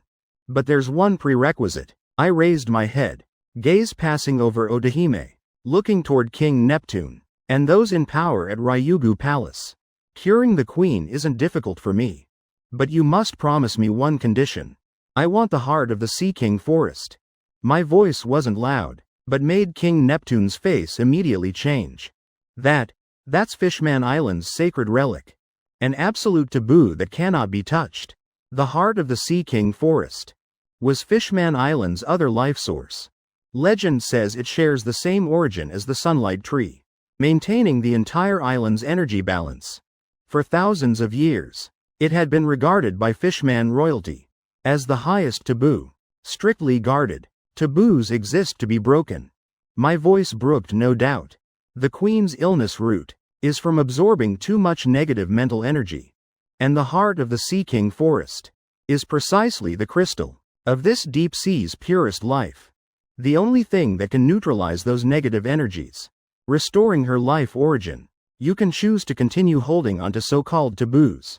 Then watch your queen wither away in suffering, or use a dead object to exchange for a living life, and hope for the entire race. I placed the choice coldly before all fishmen. Chapter 22. The strongest and strangest expedition team in history was formed. King Neptune fell into fierce internal struggle. Right then, a deep pressured voice rang from the hall's corner, breaking the deadlock. "Oh Rororo. Interesting, kid, your healing always needs legendary things?" It was Kaido. He slowly stood up, his massive body casting a heavy shadow. Step by step walking this way. Sea King Forest, huh? I'm also very interested in that place. Kaido grinned, a smile full of invasion, his gaze shifting between me and King Neptune. How about this? I'll help you get that heart. Your queen will also be saved. And you? Kaido finally looked straight at me, eyes flashing with madness and expectation. Must promise to also cure my illness once in the future. Kaido's words like a large stone thrown into a calm lake, stirring up towering waves. The hall's atmosphere instantly transformed from heavy to indescribably bizarre and tense. Beast Kaido, who took destruction as entertainment, actually offering to help. The condition just a vague promise of future treatment. King Neptune and the Fishman ministers all gaped in astonishment, unable to understand Kaido's motive. In their eyes, this was no different than releasing a tiger back to the mountains, letting a hungry tiger guard the meat warehouse. Whitebeard stroked his familiar crescent-white mustache, watching the scene with interest, his deep gaze unknown what he was thinking. Beside him, Marco and the others were extremely vigilant. This Kaido was famous for betrayal and destruction. Who knew what was in his gourd? Roger laughed the loudest. He slapped his thigh, jumping up, walking before Kaido, not fearing the pressure from his mountain-like body. Kaido, was your head caught in a door? Or finally thinking clearly, wanting to reform? If you want Evan to treat you, get in line for a number. I'm the VIP customer ahead. Roger threw his arm around Kaido's shoulder, acting familiar, but his words full of mockery and warning. Get lost, Roger. Kaido scowled and shoved him away. My business doesn't need your interference. His gaze locked on me from start to finish, mixed with expectation, doubt, violence, and even a rare thread of respect. Since I exposed with one sentence the source of his deepest pain. In Kaido's heart, this kid had become a special existence. Kaido yearned to know if this kid truly possessed what he claimed, the power to heal everything. And helping him get the heart of the Sea King Forest was the best test. I faced Kaido's sudden request, my face showing no ripples, just calmly calculating gains and losses. The Sea King Forest surely had powerful guardians, or unknown dangers. The Roger pirates alone could probably handle it, but would certainly pay no small price. While Kaido, though far inferior to Roger in strength at this stage, his destructive power and life's resilience could perfectly be used to sweep away all obstacles ahead. As for Kaido's condition, I didn't care at all, because to me, Kaido was already on the patient list with very high priority. This deal was just confirming an early appointment for future medical examination. One could even say, Kaido voluntarily coming to my door this time just gave me another free laborer. I nodded slightly, decisively agreeing. But I have one additional condition. I raised one finger saying, throughout entering the Sea King Forest and treating the Queen, you and your subordinates must absolutely follow my orders. No objections allowed. Also cannot destroy any grass or branch on Fishman Island. Otherwise, the deal is immediately void. My voice was bland, but carried unquestionable authority. Oh Rororo? Fine. I agree. Kaido immediately nodded without thinking. having the mighty beast Kaido follow a child's orders. If this news spread, the whole world would surely be shocked. But at this moment Kaido was occupied by the notion of finding some hope for liberation, temporarily suppressing his inherent pride. Gurararara, since it's gotten this lively, count our Whitebeard pirates in two. Right then, Whitebeard also jumped up, laughing as he said, I can't let you two steal all the spotlight. Besides, curing Queen Odahime also repays the favor of these years. Fishman Island providing fine wine for me. Whitebeard's participation made the situation even more unpredictable. King Neptune and the ministers were completely dumbfounded.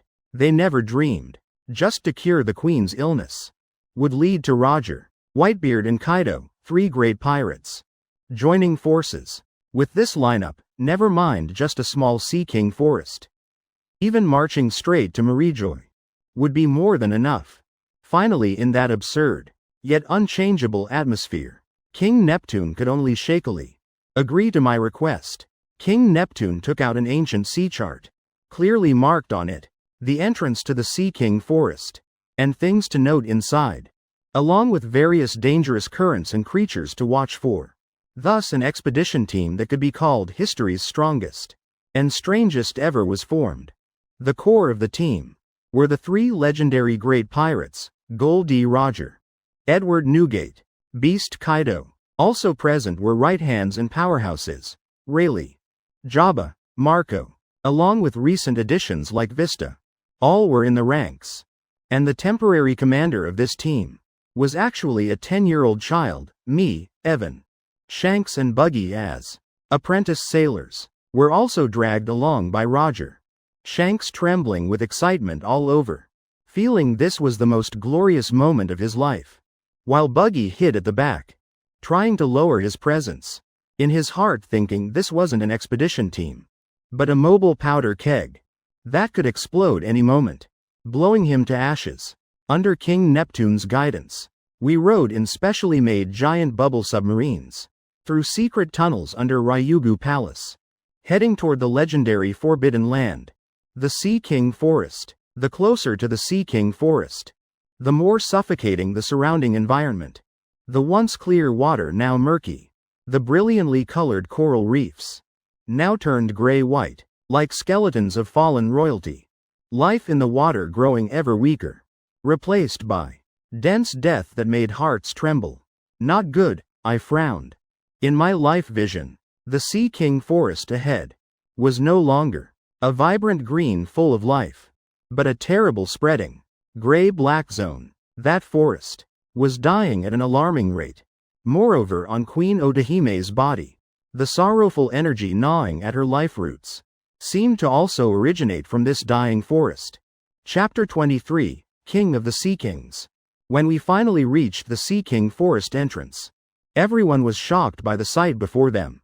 The forest, glowing like fairyland in legend, had now become a dark, ghostly realm. The massive underwater trees had withered, bark peeling off, only exposing bare branches. The plants that should emit gentle light had now faded, leaving only rotting remnants. The entire forest submerged in desolation. Not even a fish or shrimp to be seen. How did it become like this? King Neptune, looking at the apocalyptic scene before him, face pale white. Decades ago, this was still the most beautiful place on Fishman Island.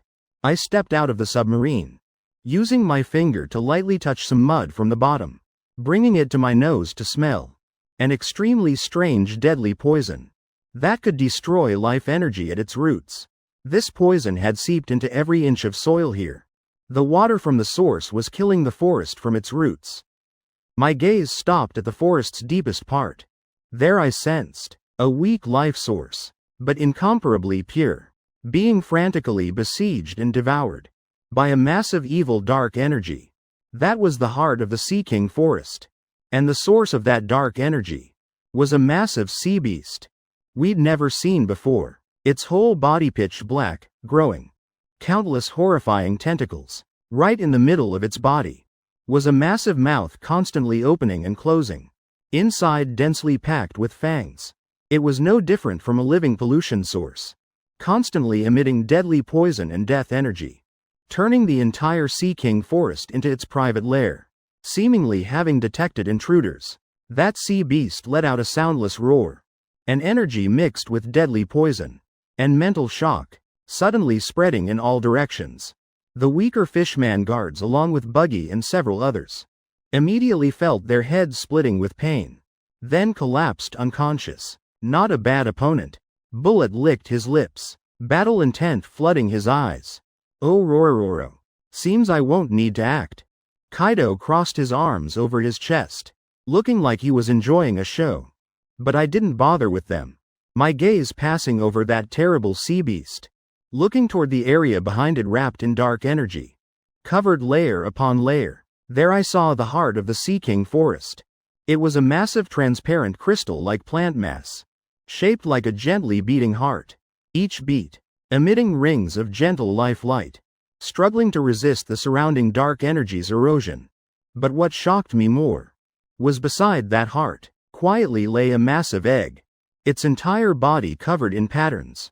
Is it a poneglyph? No, that's not right, it's not a poneglyph. My life vision showed, inside that massive egg, concealed an incomparably vast life source.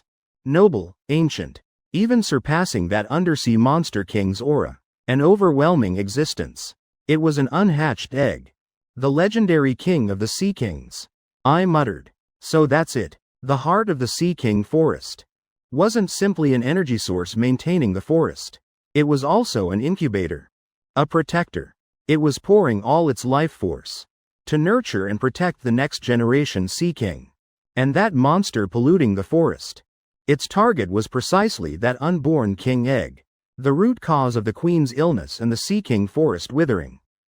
It was all here. Captain Roger, Lord Whitebeard. I turned around, expression unprecedentedly serious. This time, I might truly need both of your full strength. I pointed straight at that monster, giving clear, decisive orders. Kill it, take the poison core, purify the forest. As for Kaido, I looked at the man still wanting to watch the show, corner of my mouth curving into a cold smile. Your mission is to block all its poison and mental shocks. Since you're already a patient, before treatment you should pay some deposit. My command, like ice thrown into boiling oil, immediately erupting in fierce reaction. In this deathly seafloor. Oh Rororo. Interesting, kid, you dare order me around? Kaido growled lowly. That massive body not only didn't retreat, but took a step forward. Terrifying momentum, making the surrounding water boil. His eyes full of destructive desire, fixed on me, as if examining whether this ignorant child was truly worthy. Yet before I could speak, a domineering laugh, full of towering spirit, echoed across the sea area. Ha ha ha ha. Kaido, are your ears deaf? Didn't you hear what that kid said clearly? Having you be a shield is already giving face. Hurry up and work, stop dawdling like a woman. Roger shouldered his blade, mouth grinning, not a bit of tension, facing the monster before them. Instead, like finding a new toy, excitement burning in his eyes. Gurararara. Roger, your mouth is still the same, never letting anyone rest. Whitebeard stroked his characteristic crescent mustache, also smiling. But his gaze had become incomparably sharp.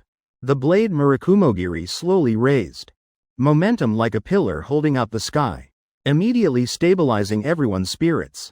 But this kid's proposal is indeed interesting. This old man also wants to try. If we can still be like back at God Valley, making heaven and earth go mad once more. Three great pirates, three completely different attitudes, at this moment achieving a strange harmony. Kaido snorted coldly. Though looking displeased, he still turned around, alone, standing before that pollution monster emitting endless death energy. He knew very clearly, this was his only chance for hope of treatment.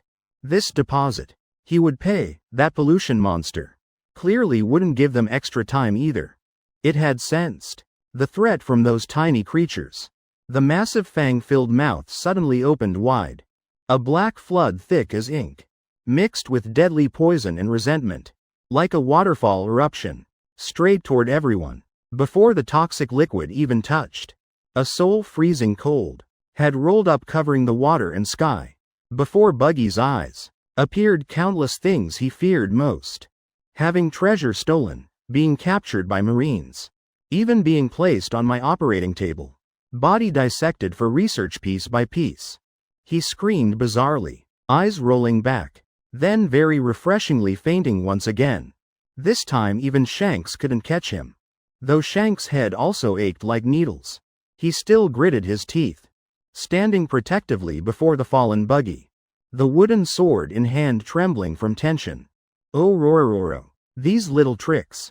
Kaido laughed wildly, not dodging or evading, charging straight into that black current. His massive body, like an impassable pitch-black wall, blocking all poison and mental shocks. Chapter 24, Void Roots, each drop of horrifying toxic liquid splattered on his flesh, making corrosive sounds that made teeth itch. Black smoke billowing up, even Kaido's tough dragon scales.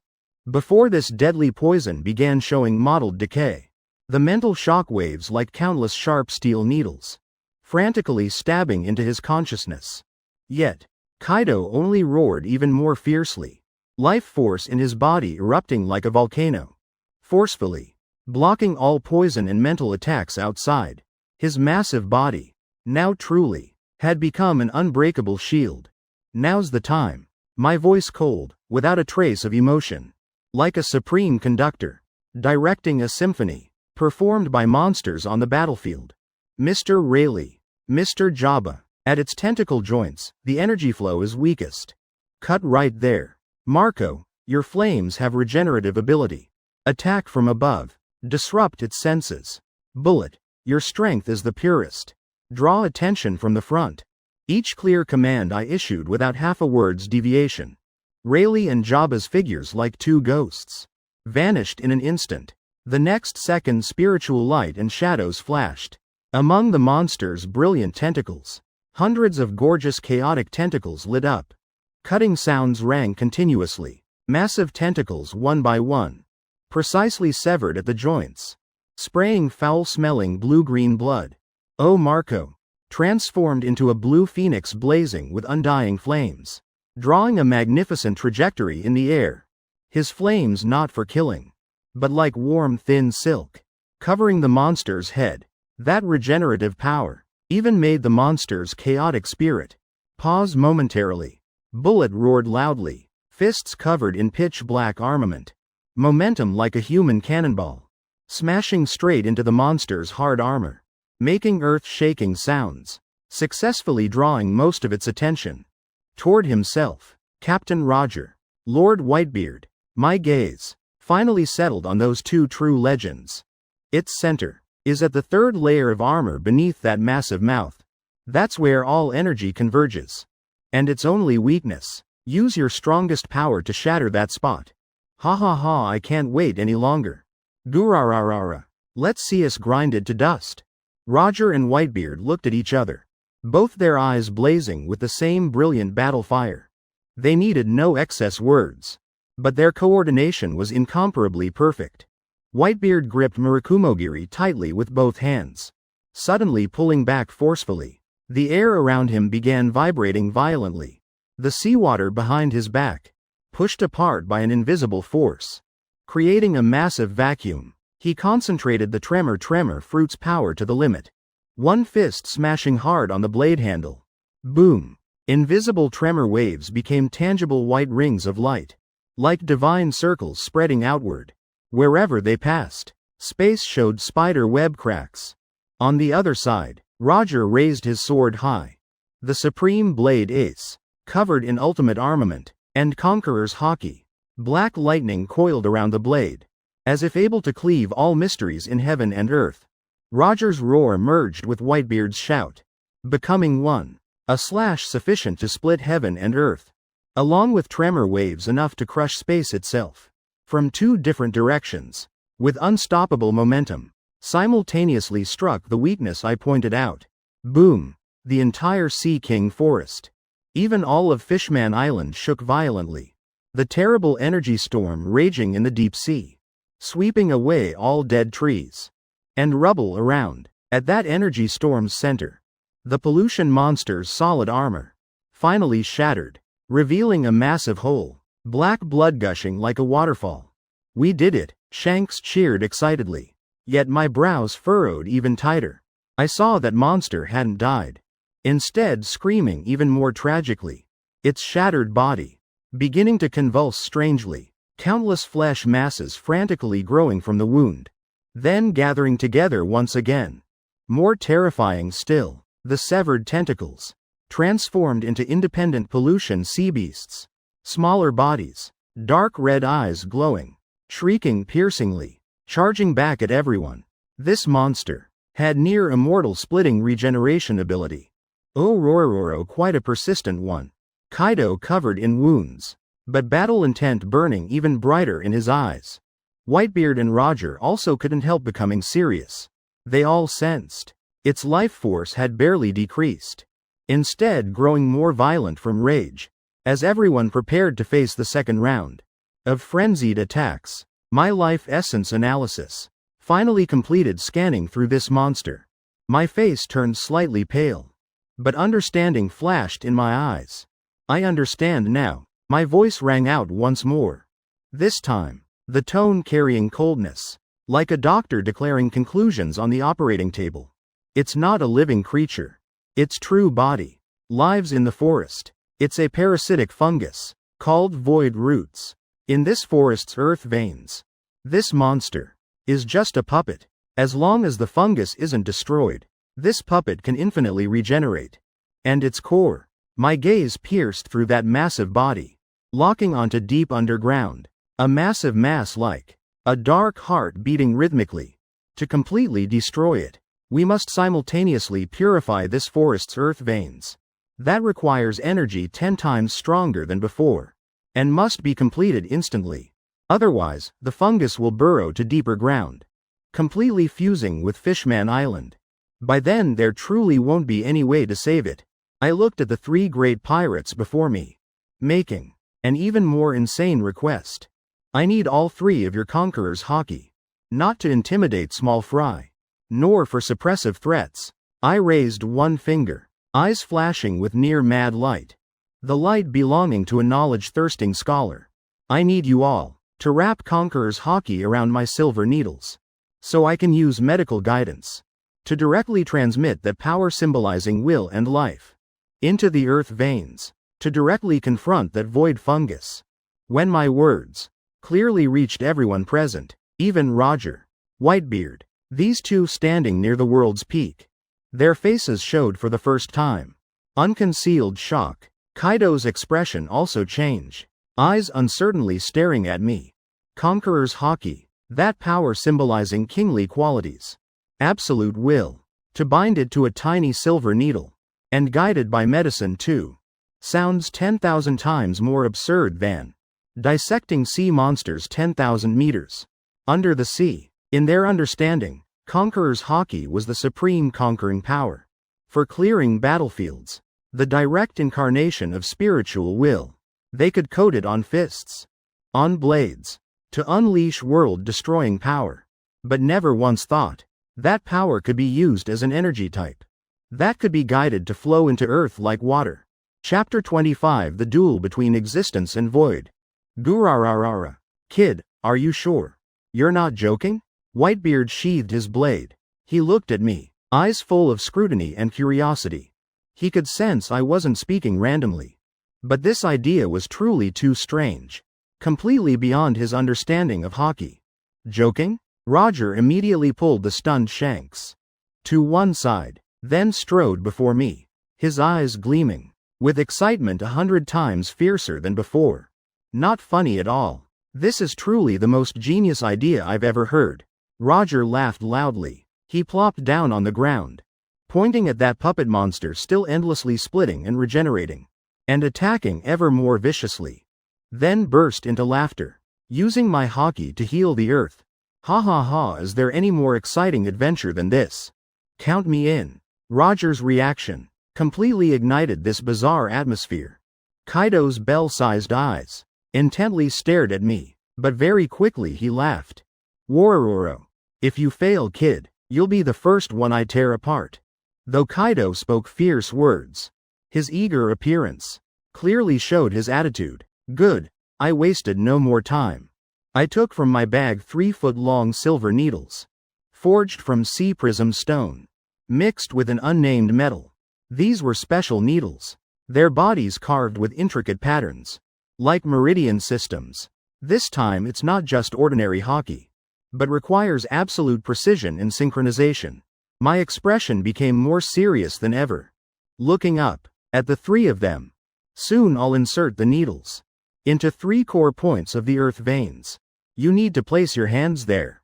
Then release Conqueror's Haki, holding nothing back. Remember, absolutely no attacking intent. Don't think of conquest or destruction.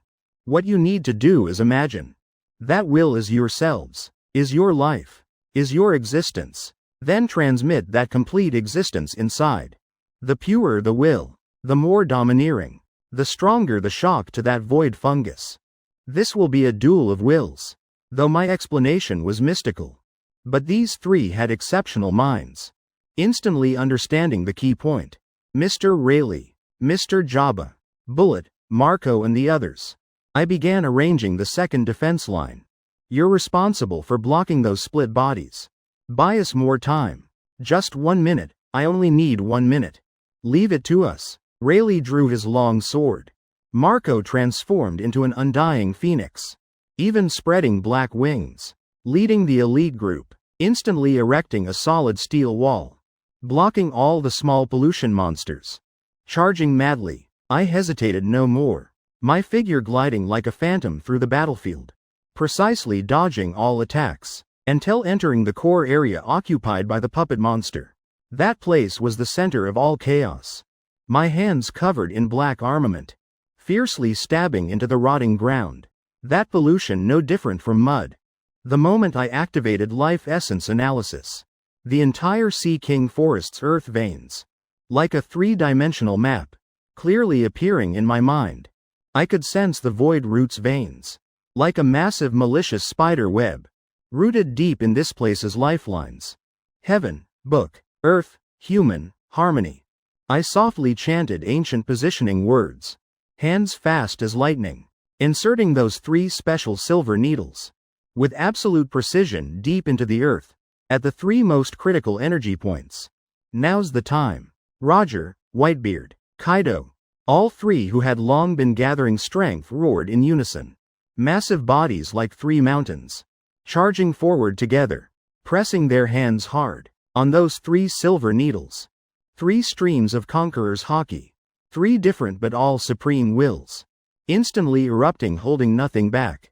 Roger's Haki was freedom, the desire for adventure, the ambition to conquer endless seas, full of life and incomparable magnetism, like a sun dispersing darkness.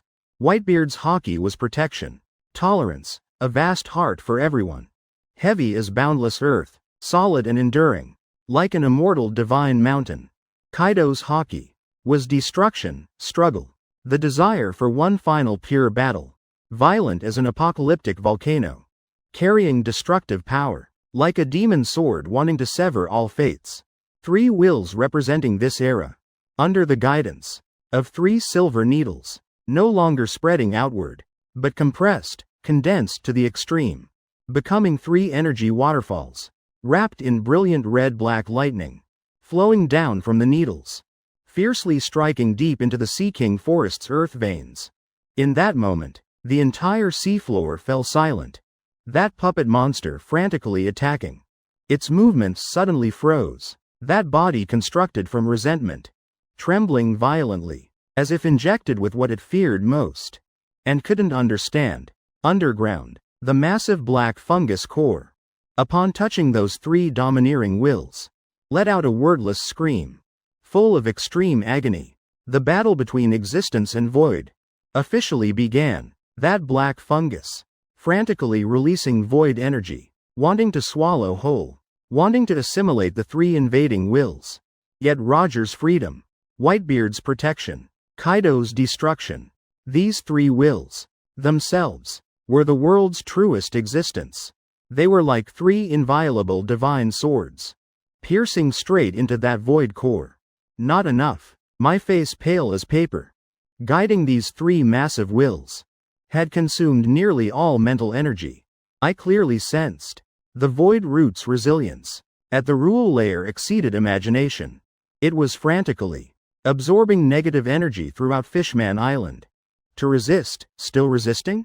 Roger sensing that stubborn resistance. He grinned, madness flashing in his eyes. Then let me show you what the belief in becoming Pirate King means. Roger's will of freedom suddenly erupted powerfully. No longer a shining sun, but in an instant, becoming a black hole swallowing everything. An absolutely domineering belief that, on my path, everything can be conquered.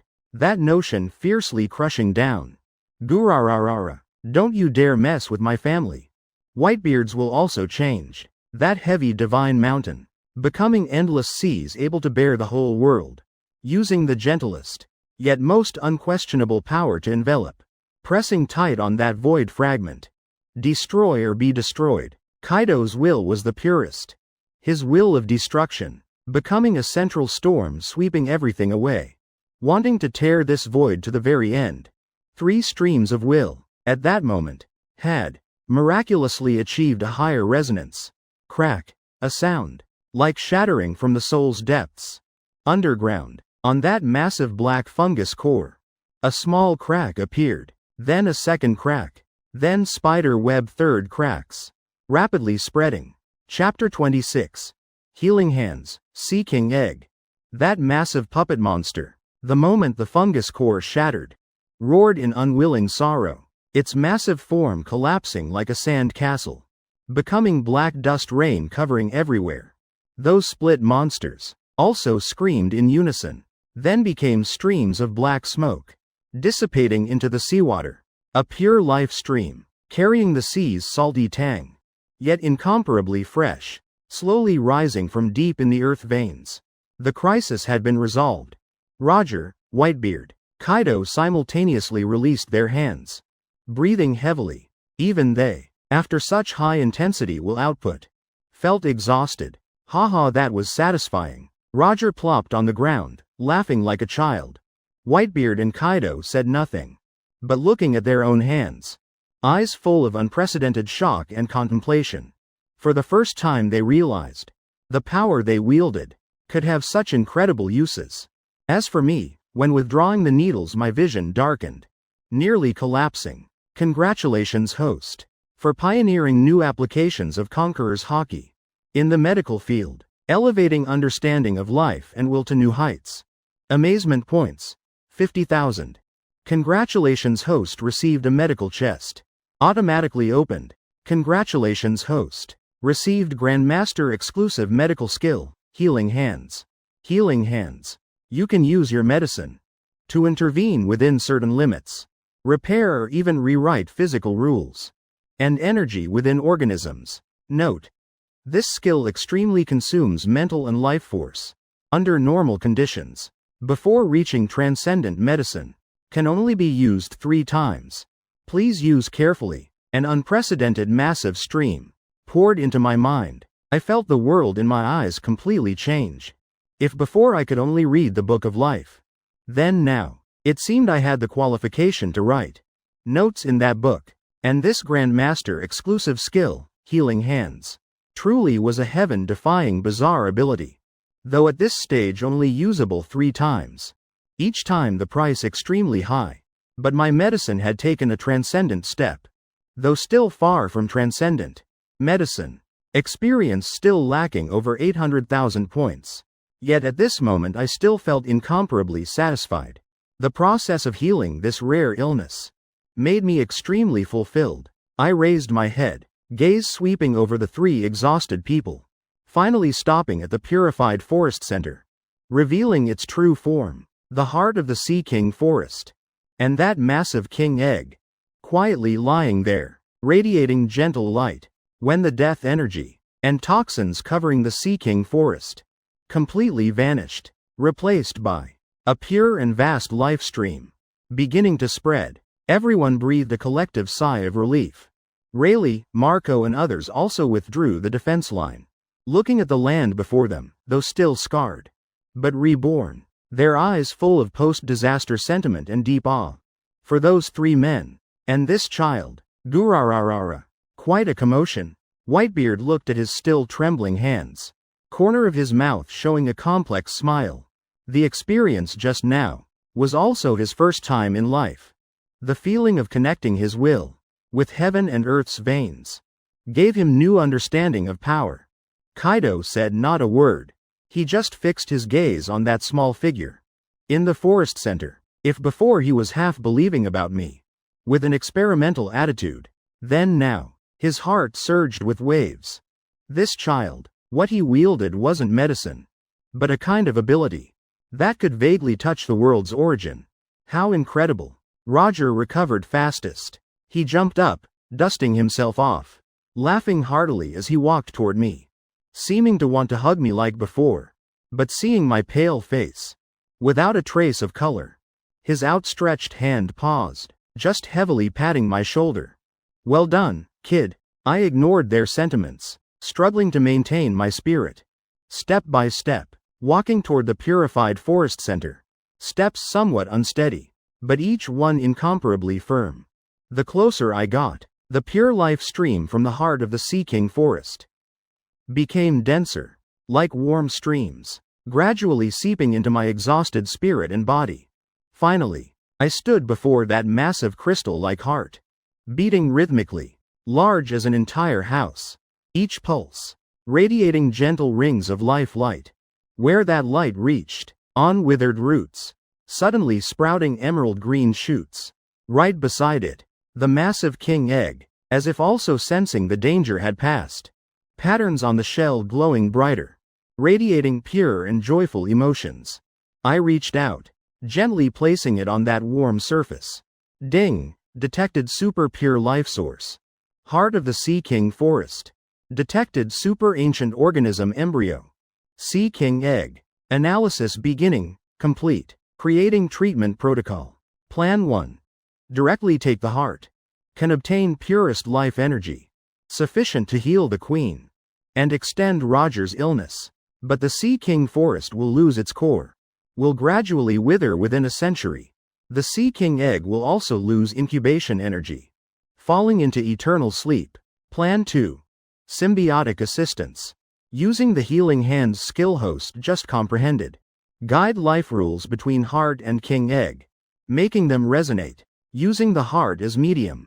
Taking the 3 conquerors' haki just absorbed, including Whitebeard's protection, and Roger's life characteristics refined.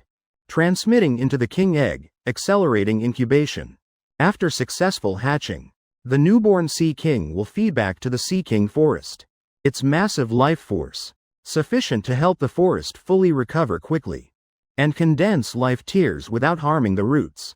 Effect equivalent to the heart's essence. My eyes immediately lit up.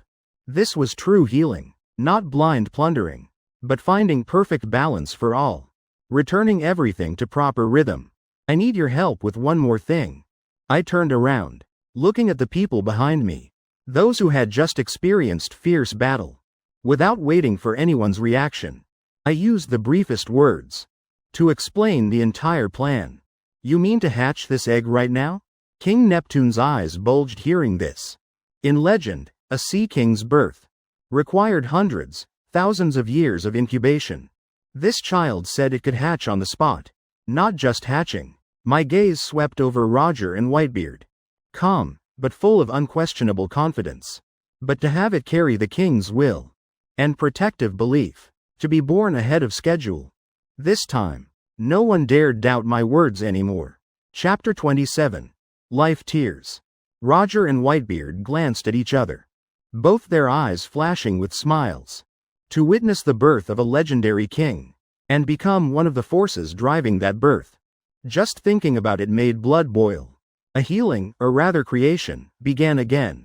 But this time no longer violent confrontation, but extremely delicate guidance and harmonization. I stood between the heart and king egg, both hands floating in midair. A faint, almost invisible radiance covering them. This was healing hands. Roger, please focus your will on life and joy. Imagine the greatest feast of your life. And you, Whitebeard, please focus your will on protection and family. Imagine your children running under the sun. Under my guidance, Roger's and Whitebeard's conquerors' hockey awakened again. But this time no longer destructive floods, but transformed into two gentle streams of will. Pure as light, gently guided by my healing hands. Transmitted into the heart of the Sea King forest. That crystal heart, as if becoming a perfect filter and amplifier. Removing all impurities from that will. Leaving only core concepts. Then transforming into purest life energy. Slowly transmitting into the king egg. On the egg's surface, the massive patterns began glowing blindingly. A crisp cracking sound. A gap appeared in the shell. Then, the entire egg shook violently.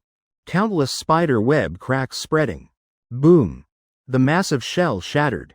10,000 jong of light erupting, illuminating the dark seafloor into daylight.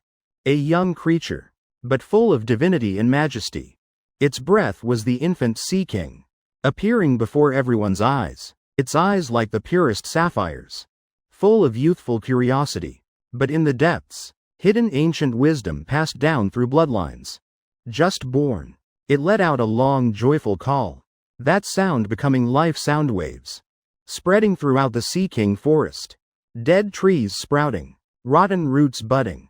In just an instant, the entire dead forest had recovered 70 to 80% vitality. Even stronger than before, that young Sea King affectionately rubbed its head against me, its consciousness connecting mentally, transmitting directly into my mind. Thank you, guide, father. It also recognized Roger and Whitebeard, the two masters of those wills, as its other fathers. Then, it turned toward the crystal heart, now dim from energy consumption, opening its mouth to spray out a transparent drop, as if containing the entire ocean.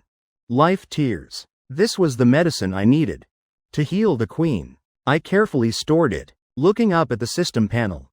Medicine level. Grandmaster, experience 128,066 1/1,000,000. The recent major healings, plus accumulated experience with the Roger crew on ship. My medical experience points had exceeded 120,000 in just 1 or 2 short months. This progress was extremely fast. This time, though losing one use of healing hands, mental and life force greatly consumed. But the harvest was also unimaginable. I glanced at that terrifyingly long experience bar, smiling slightly, without fatigue. Instead full of fighting spirit. About the Pirate King, that final topic, I had completed the second step. Ahead was still a vast world, waiting for me to explore. When this strongest team in history returned to Ryugu Palace, all of Fishman Island erupted. The Sea King Forest reborn. The legendary Sea King born ahead of schedule.